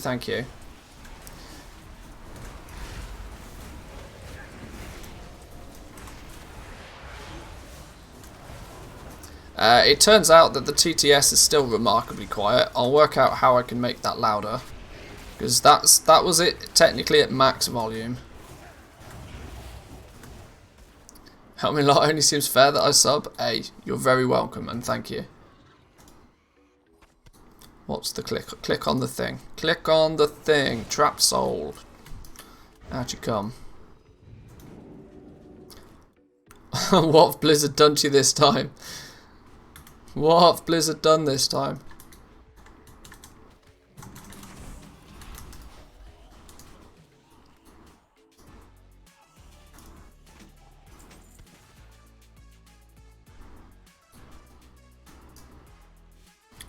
Try to do some research. Is there any rep to gain from rifts in the Oldmore areas or just the Corthia ones? By all understanding, it's just the Corthia ones. You just lost $5. Hey, check it out. Come on. Simon with a resub. 4-month streak. Thank you, my man. There's not many people that have got that privilege. Highly appreciate it. Thank you. You boys are popping off with the subs today.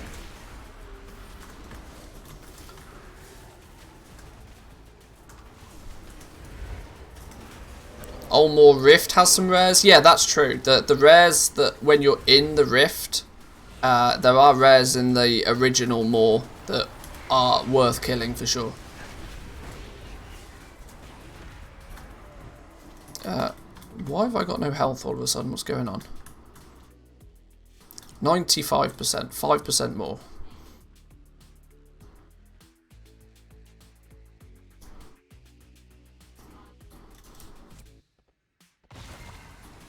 Not even an invisible wall that instantly kills you when you touch it. Yeah, okay, that's a bit gross. Intrigued to know what you were doing? Flying over a ravine, get insta-killed. Huh. Oh, are we talking goblin gliders here?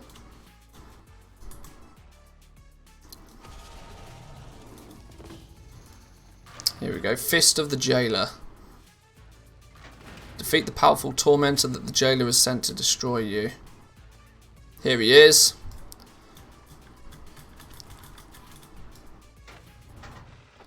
Want to buy a tank? Anybody going to tank him? Everybody just looking at him? There we go.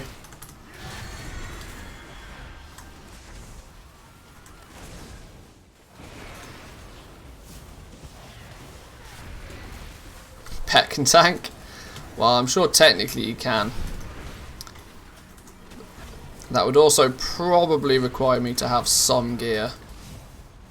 To the point I'm going to turn Pet Taunt off just so it doesn't die.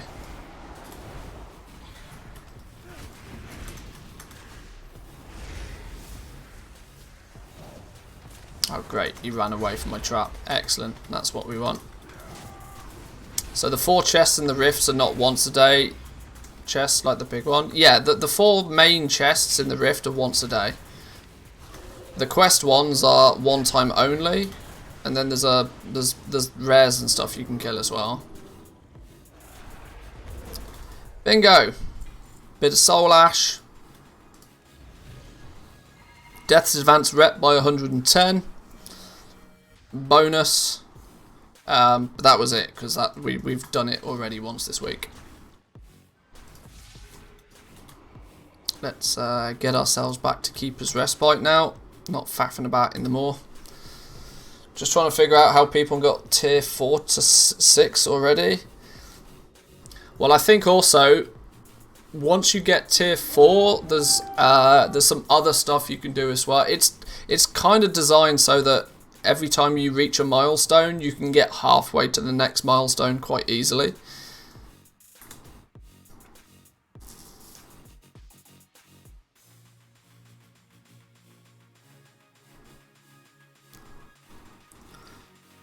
So Death's Advance Rep can be farmed for every 2 hours from those events, it seems. That's why people are rushing to make groups for them.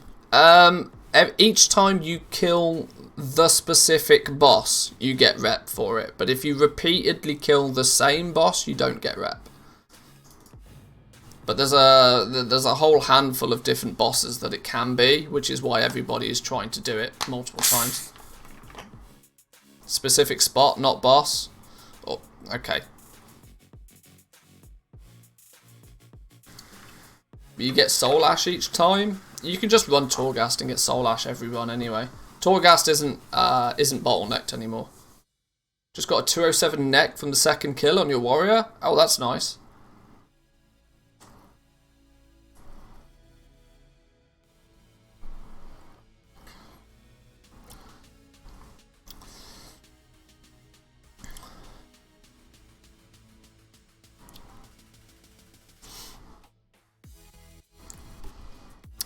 Why is my game so slow?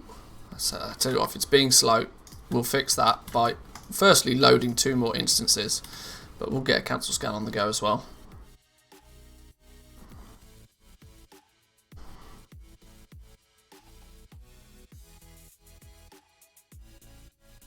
Doing torments on 3 characters, so intense. It's alright if they're on different accounts. But yeah, I can imagine trying to do it all on one account is a bit touch and go.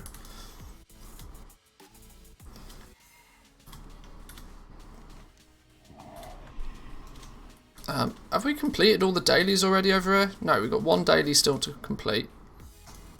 Let's get a cancel scan on this one real quick. Just on the legendaries though, I don't care about the rest.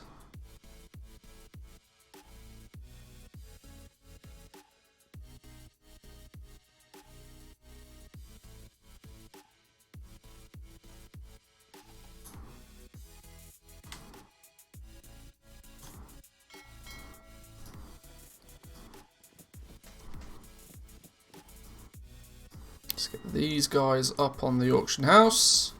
It's like Najata, if one server is slow, the others go fast. Maybe you can get 2 characters in. Yeah, maybe. Cheeky, but I like it. Cheeky, but I like it. Rank 4 pants. 25k. Sure. Absolutely.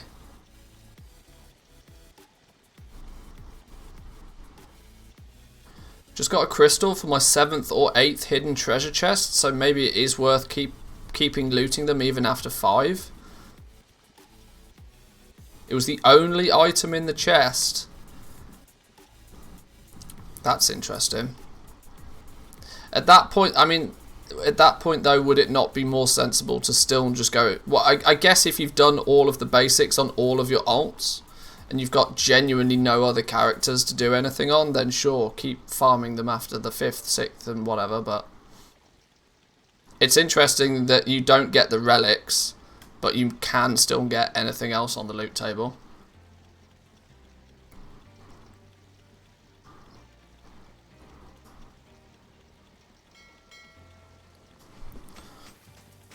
I love how creative people are to like just cheese the game.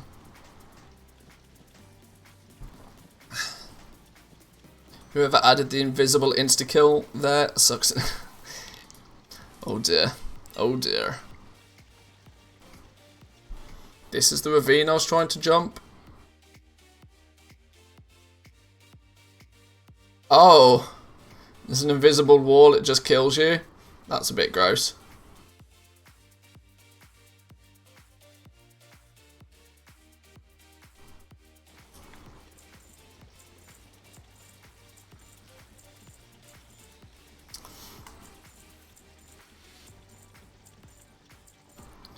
All these back up on the auction house.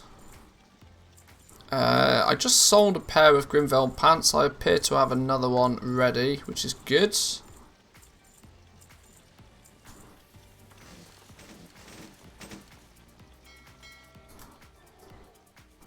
Shortfall to bags. No, we're stocked. Good, good, good. Right, let's get back to the mage then. Back to the mage. Right, where did we get to? We need to go... Oh no, we did actually complete all the daily quests. We need to do our lap to hunt for some treasures. But the daily quests we've done. We might as well turn those in then if we're already here.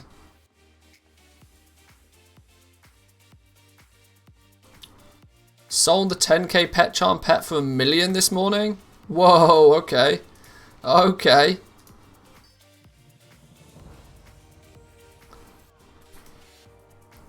Well, there we go. There's some confirmation that that thing sells.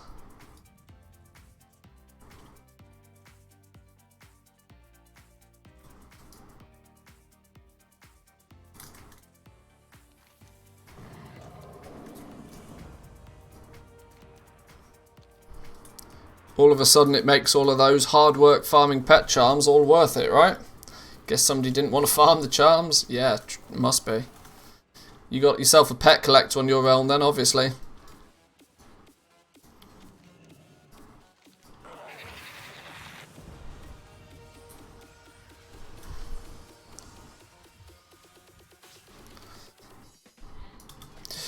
I actually think, yeah, I'm only tier 1 with the Archivist Codex on this character. I need to make sure I've finished everything that's possible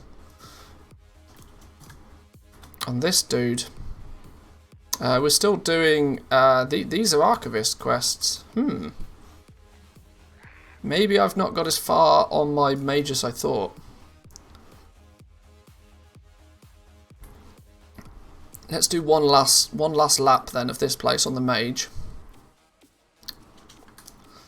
Then I probably want to spend maybe the last hour or so of the stream taking a little bit of a look at TSM 4.11. Now that it's out and in the hands of people, it's time to take a little bit of a deep dive into it, I think.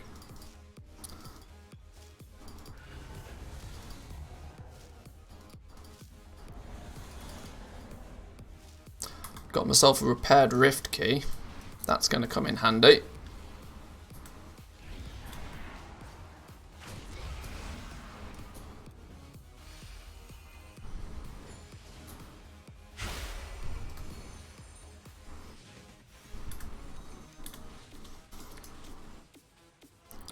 I am a pet collector. I've got 1,346 unique pets. But I sold the first one. I've got 8 level 60s, so collecting pet charms was easy from the tables in the odd world quest. Oh, there we go then. So it's not going to be any bother. You'll probably casually get a second one then. Might as well make that $1 million gold while you can. Smart. I like it.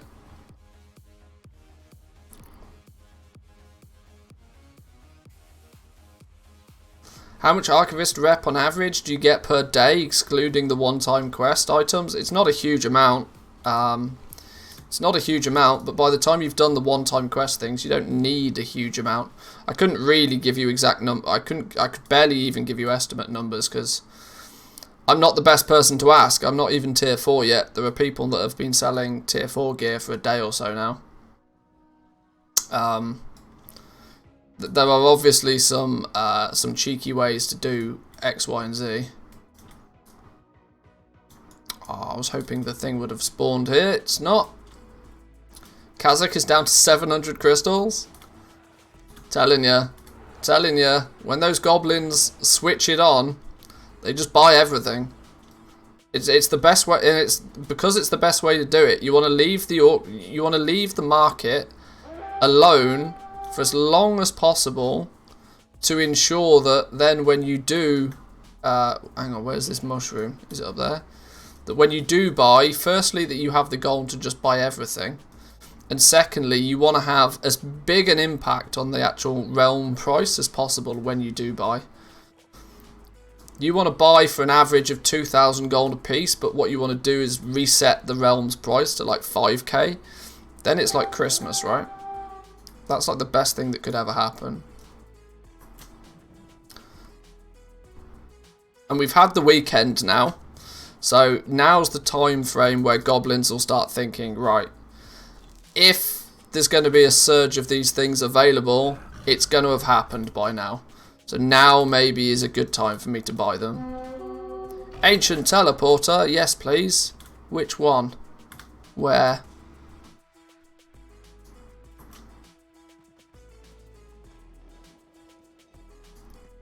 In we go.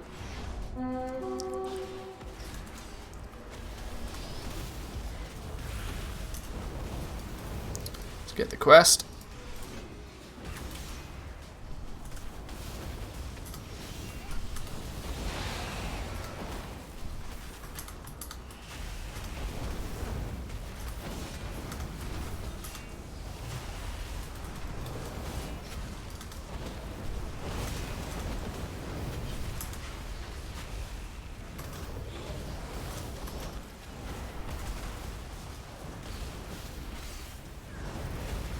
Still can't get my head around this rotation. It really shouldn't be that difficult.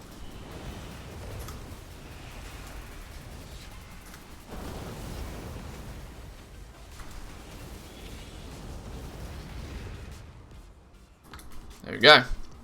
Lovely stuff.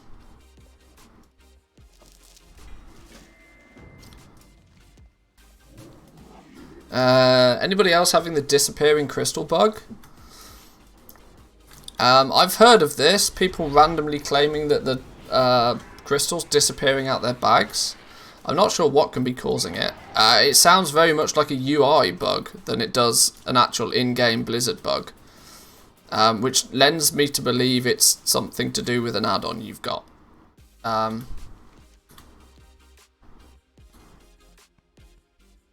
Because bugs like that, if they're somewhat universal, they'd be happening to a lot more people.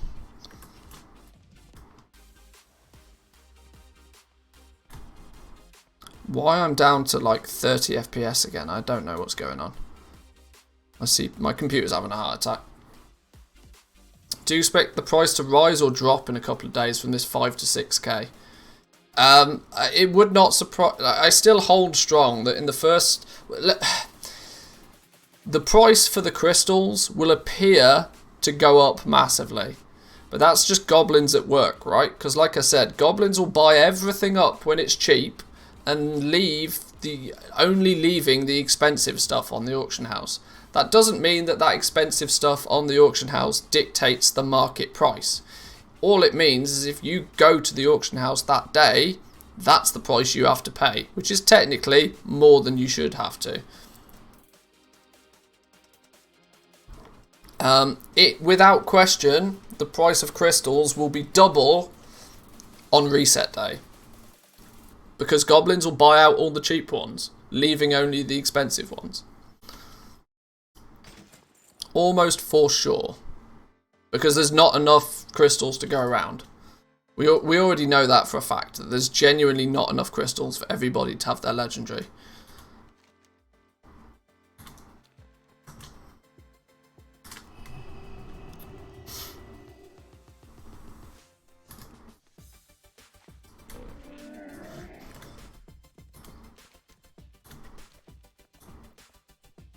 This issue with the FPS, if you turn off handy notes all apart from Shadowlands and turn off Astral Keys if you have it, it helped me and a lot of others.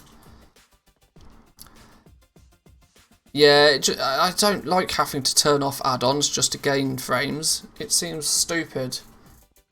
I don't think add-ons are going to be the big cause of it for me. I think it's just the fact that I've got 3 instances of WoW open, I'm also streaming and my PC is about 4 years old. I think that's probably the main issue.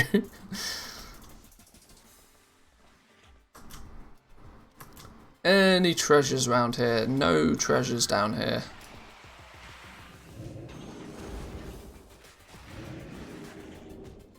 Oh yeah, that'll do it. Tends to be it's less one thing that's the issue, more a combination of lots of things.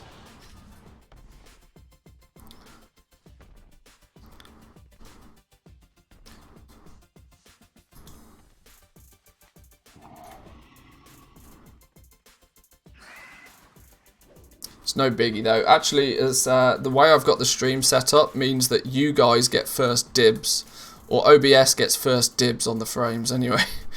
So it shouldn't have much of an effect for you guys. It will still broadcast your 60 frames before it will give the rest to me. Or at least that's, I believe, how it's meant to be set up anyway. LST included. I mean, all add-ons have a hard time the first few days of a patch. Because you never know what Blizzard's changing, like under the bonnet kind of thing. You genuinely have got no idea what Blizzard are doing behind the scenes. I almost want to stay on this mage for another 45 minutes or whatever and do the next thing.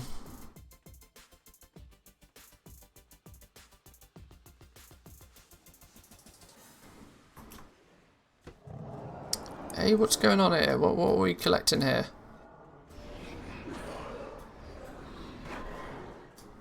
Why is there a dead body on the floor?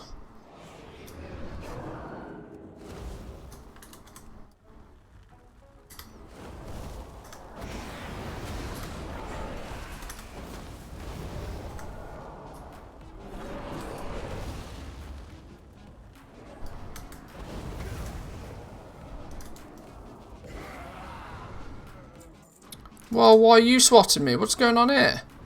Excuse me. We'll have none of that, please. Get out of here.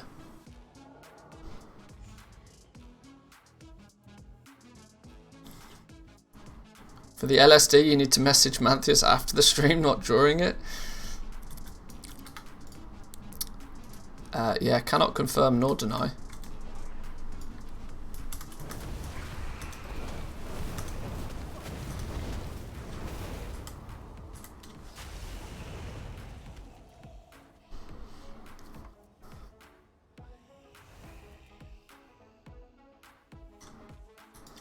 Right, where's my nest? There's my nest.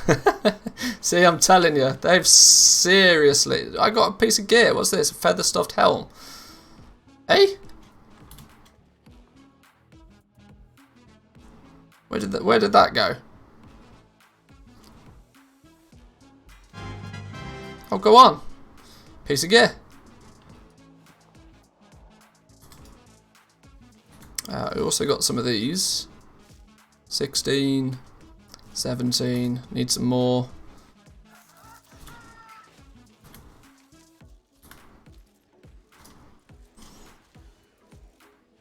That gave me a crystal and all. Yeah, this is why I have my little route for my treasures, because it's very worthwhile running around. It takes, like I said, I've timed this to take about 20 minutes a character. Now I know when I do it on stream it probably takes me longer because I stop and I talk to you guys and I piss about doing other things and I do cancel scans and whatever, but if you were to focus on it you can get this entire lap done in 15-20 minutes pretty easily. You should at the same time cover up or check off most of your dailies, the 3 dailies that you get, because it goes across most of the map. And yeah, the fact that they seem to have heavily buffed the respawn times on the chests and the treasures makes it all the more worthwhile doing now.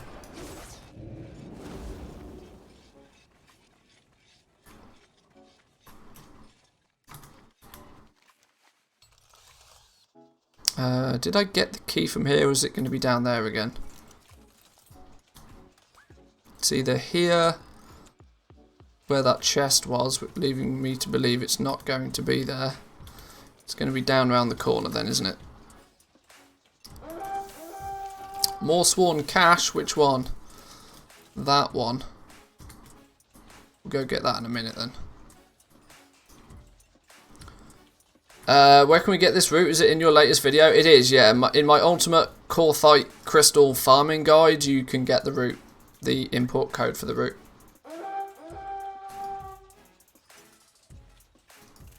If I'd have thought about it, I'd have made a command for it or something silly, but I didn't think that far ahead.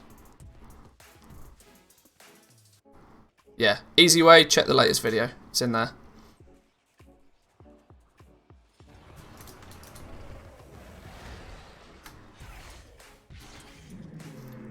One more key. Where is it going to be? Here it is.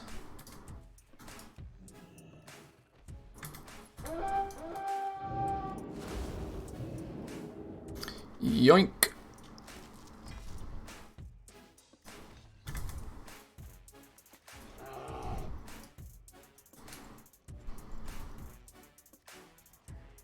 Now I think that's the end of my lap. I think that's pretty much everything I need to get. I didn't see any chests kicking about here.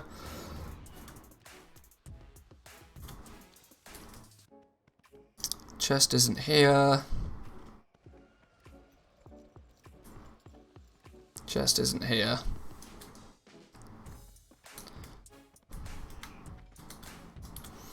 Where are the nests then? I know I've missed a lot of the nests today. There's 3 nests I still need to hit. One down here, one here, one here. We'll worry about that stuff later. I've got other characters I need to do stuff on. Let's hearth back to Keeper's Respite then. Cool. Only 2 ultimate crystals today. Still good for the time though. Yeah, I mean when you think that like each crystal, even if you give it a value of 2k, it's quicker than doing a calling on. Last week you were talking about concentrating on 5 main companions and power leveling through. How's that working out? Are you noticing a difference? I would have maybe noticed a difference if I was actually doing it. I'm not. Honest answer is I'm just not. I'm not playing the mission table anywhere near as much as I should at the moment. Please hold.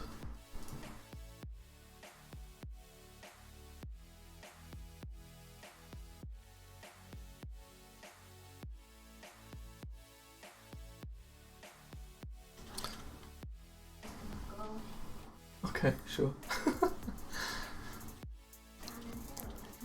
Right, let's get a cancel scan on the go though. This dude is pretty much done. Oh, my TSM's dying. Let's do a reload if TSM is throwing up errors. I don't like it when we get errors in TSM.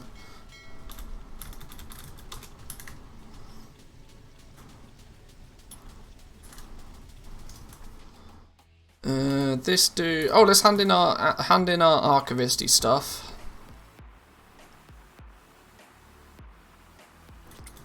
Vault of the Secrets is generally worth going to as well.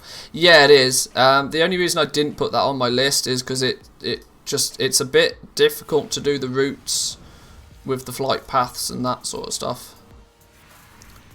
Also, when I made it, getting there wasn't really a thing. That came in a hot fix, so let's examine all of these things then. We've apparently leveled up with a codex.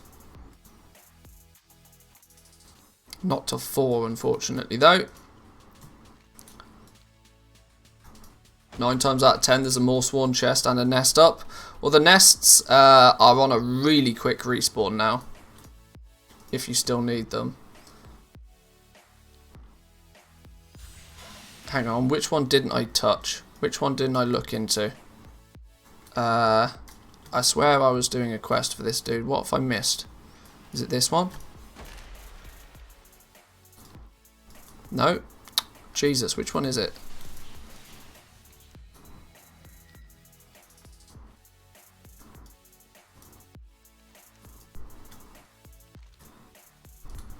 Huh? What? Now I'm really confused. What have I missed?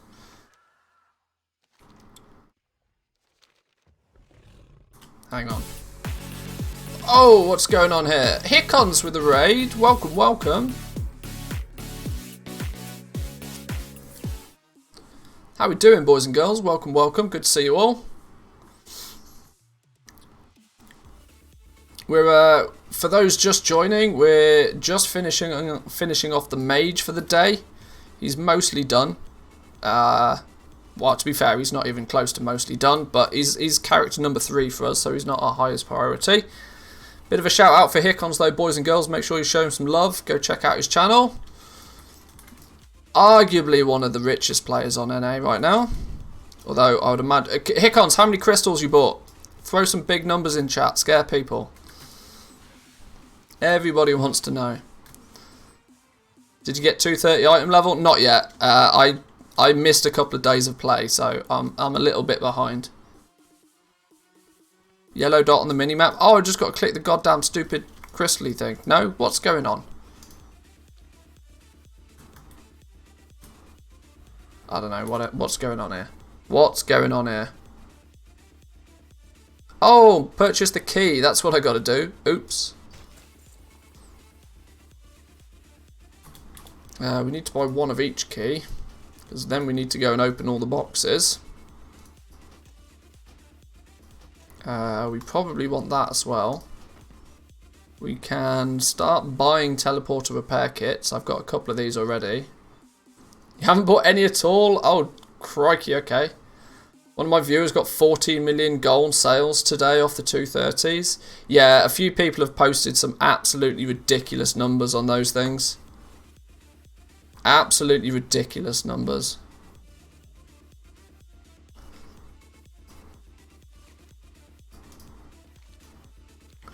Goes to show, right? Early bird catches the worm. The ones that get ahead of the game can take advantage for a few days before everybody else catches up. I'm not too bothered about being a day or two behind with the Archivist's codec and stuff, because my main focus is obviously on legendaries, which I'm on curve for.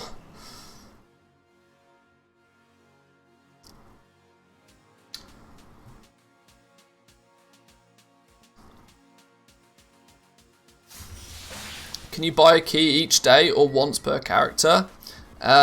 You can buy the keys, I think, as many times as you want, but you can only loot the chest once, so just buy one of each and you'll be good.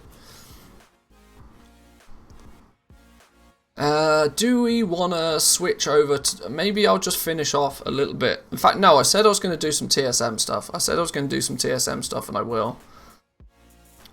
Let's just get to a safe spot.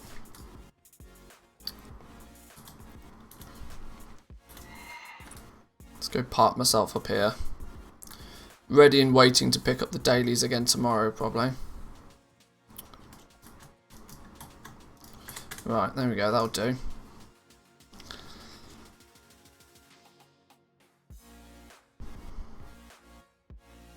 Let's log on the main character. So, how has people's experience with 4.11, TSM 4.11 been so far? Have you even noticed the fact that you have it? As it went into public release yesterday, so if you're using the TSM desktop application, you should have TSM 4.11 now, even if you don't know it. It should have updated for you automatically. No longer is it in beta. People said it was buggy, so I didn't open my desktop to update it. That's the way, I suppose. That's the way to do it. I bought premium yesterday, right before it releases. Oh dear. Okay, that wasn't necessarily what I meant with how people are getting on with it, but sure. I've had a few bugs. Also keeps posting stuff at super high prices. It's not undercutting properly. That's an interesting one. I can't help but think that that's got something to do with your operations, though.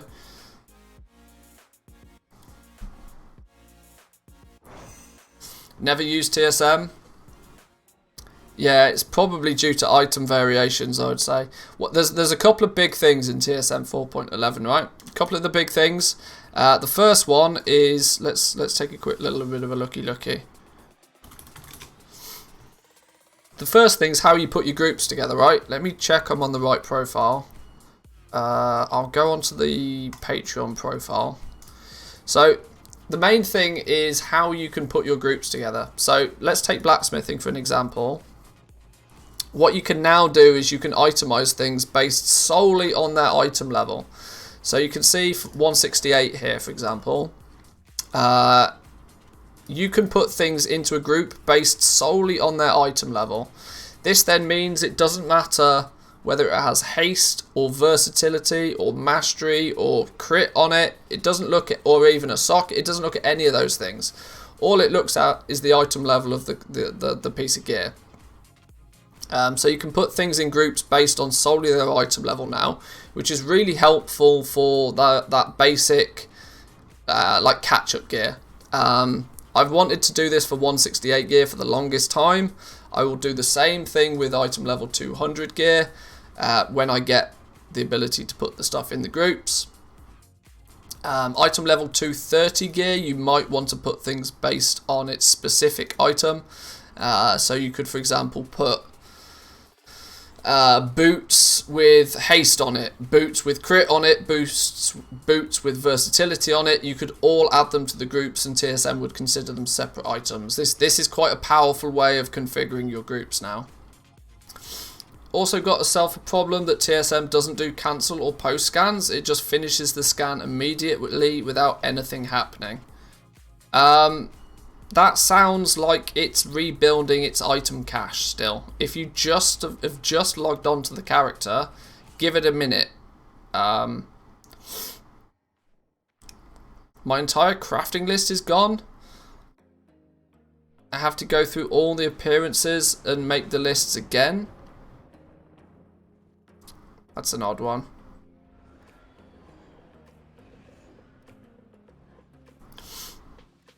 What profession is cheapest for the crafter's mark? It depends what rank it is. For the new ones, for the rank 3s and 4s, you can check the spreadsheet. Shadowlands cheat sheet has got them mathed out here. So you put in your material prices and it'll tell you which one is the right price.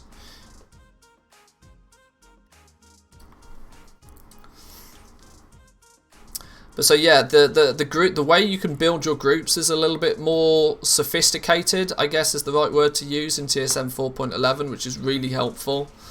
Plus, this is totally such a tiny little thing, but it's a massive quality of life change that you can just drag and drop groups about. Like if I wanted my weapon mods to actually be part of the Shadow Steel armor for some reason, I drag it and I drop it and in it goes. The fact that you can do drag and drop, this is so good for making your groups look neat and organised. Of course, if you use my groups, then I've done all the hard work for you. But for the most part, at the moment, the only group, this is what I make public to people. If you support on Patreon, you get not only the group layout, but also the operations and price sources to go with it.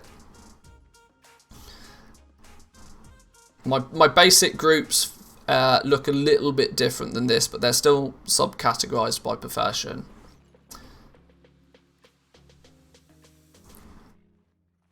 Didn't the old TSM have drag and drop too? I don't think so. I think it was stealthily added at some point. I don't know exactly what version it was, but I don't think 4.10 had drag and drop. What were the other things that changed? Your inventory tracking is a big thing that's changed in TSM 4.11. Now, for example, if you go into the ledger, this is a big thing for anybody that's crafting legendaries, right? Let's say, I don't know, Shadow Gast. Shadow Gast. Help if I can spell. Oh my god. What's going on with my keyboard? Shadowgast, there we go. Now what you can see is it's actually categorizing everything by its correctly, should I say. Let's just go ring. because that's a popular one right now. You can see it's categorizing 210s, 225s, 235s and 190s, all as separate items. So the inventory tracking is much better. What this also does is means that you can reference the crafting costs separately.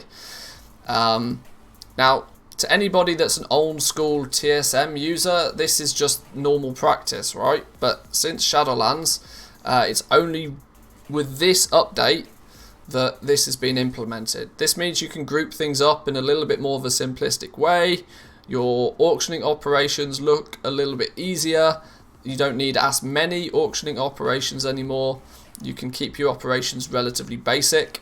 And it finally knows the crafting cost difference between the different ranks, which is quite cool. Now, I hope when we get ranks 5 and 6 next week, it knows how to work those out. Only time will tell. Gumdrops has assured me that it will work, so there we go. This is really important as well.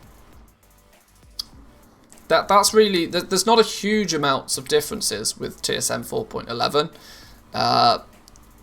but yeah, optional reagent support and proper inventory tracking it's only 2 things, but they're 2 very big things. I can just use crafting instead of its own operations now. Yes. You can reference you can reference crafting and know that it's relatively accurate now. Small differences, but big ones.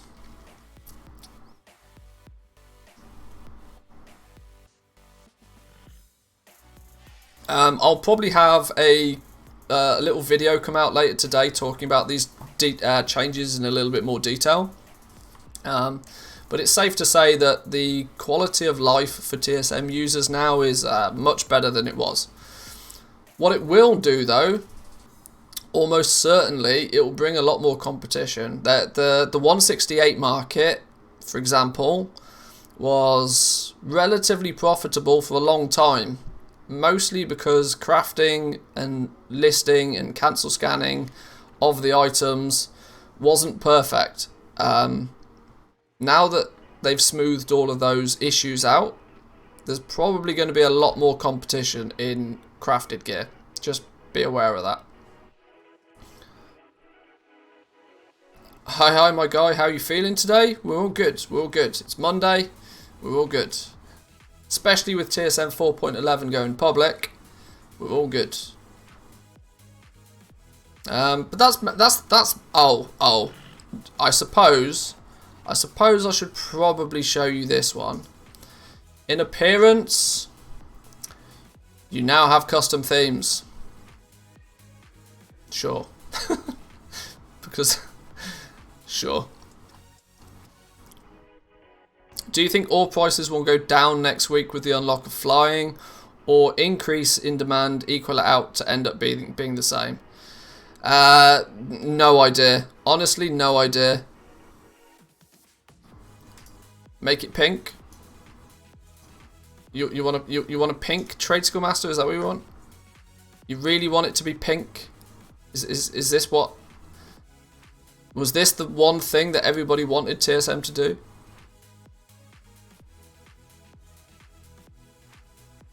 Perfection. Oh my god, it's horrendous.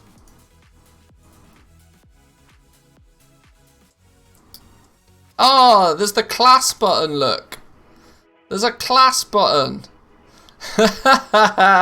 This was quiz to whether it would be in the game. There is a class button. How about that then?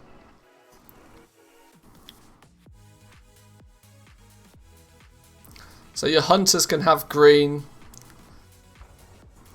Your paladins can have pink. Your mages can have blue. Give me default back though. Why can I not click default? I want default.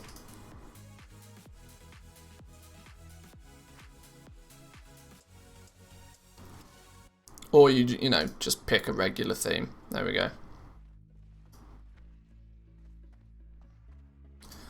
We'll keep it nice and dark. I think it looks best when it's dark.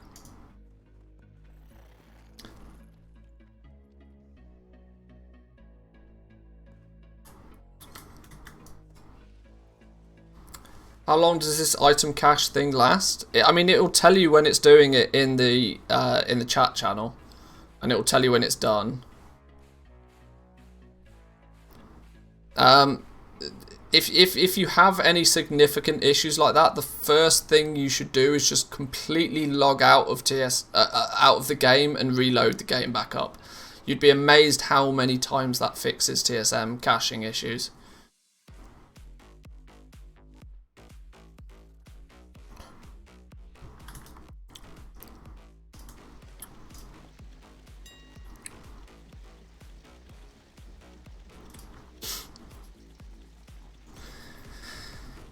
Do you have a group selected when cancel scanning or posting? Yes.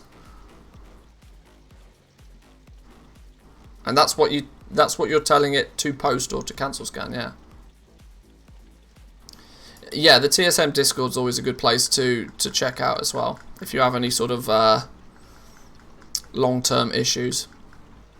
I could do my best to do some simple troubleshooting, but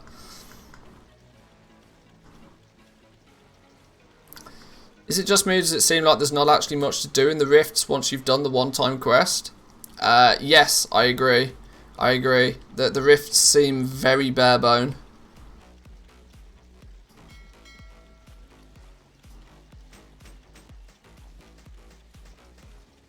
Did Zoval and 3 out of the 4 caches earlier. Got a rift key spare, but there's only 1 cache left.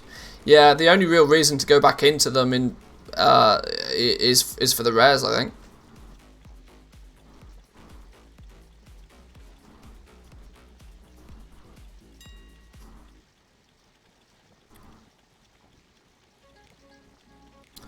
There's a secret mount in the rifts and other collectibles. Not much from a goal-making perspective, though. That would make sense. Can we start crafting rank 5s yet? No, not till next reset.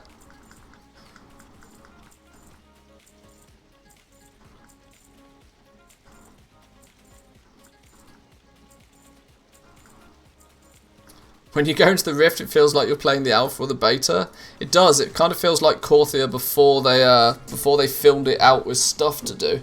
For those that played the PTR when Korthia first landed, there was basically nothing in it. It felt very weird, yeah.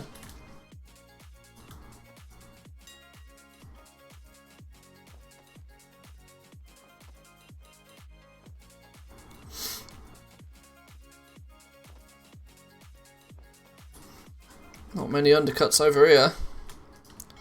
It's probably because I've not got many legendaries anymore. Need to do a recraft on Tauren Mill, I think. Maybe not right now. The plants that root you can... Yeah, those are really annoying.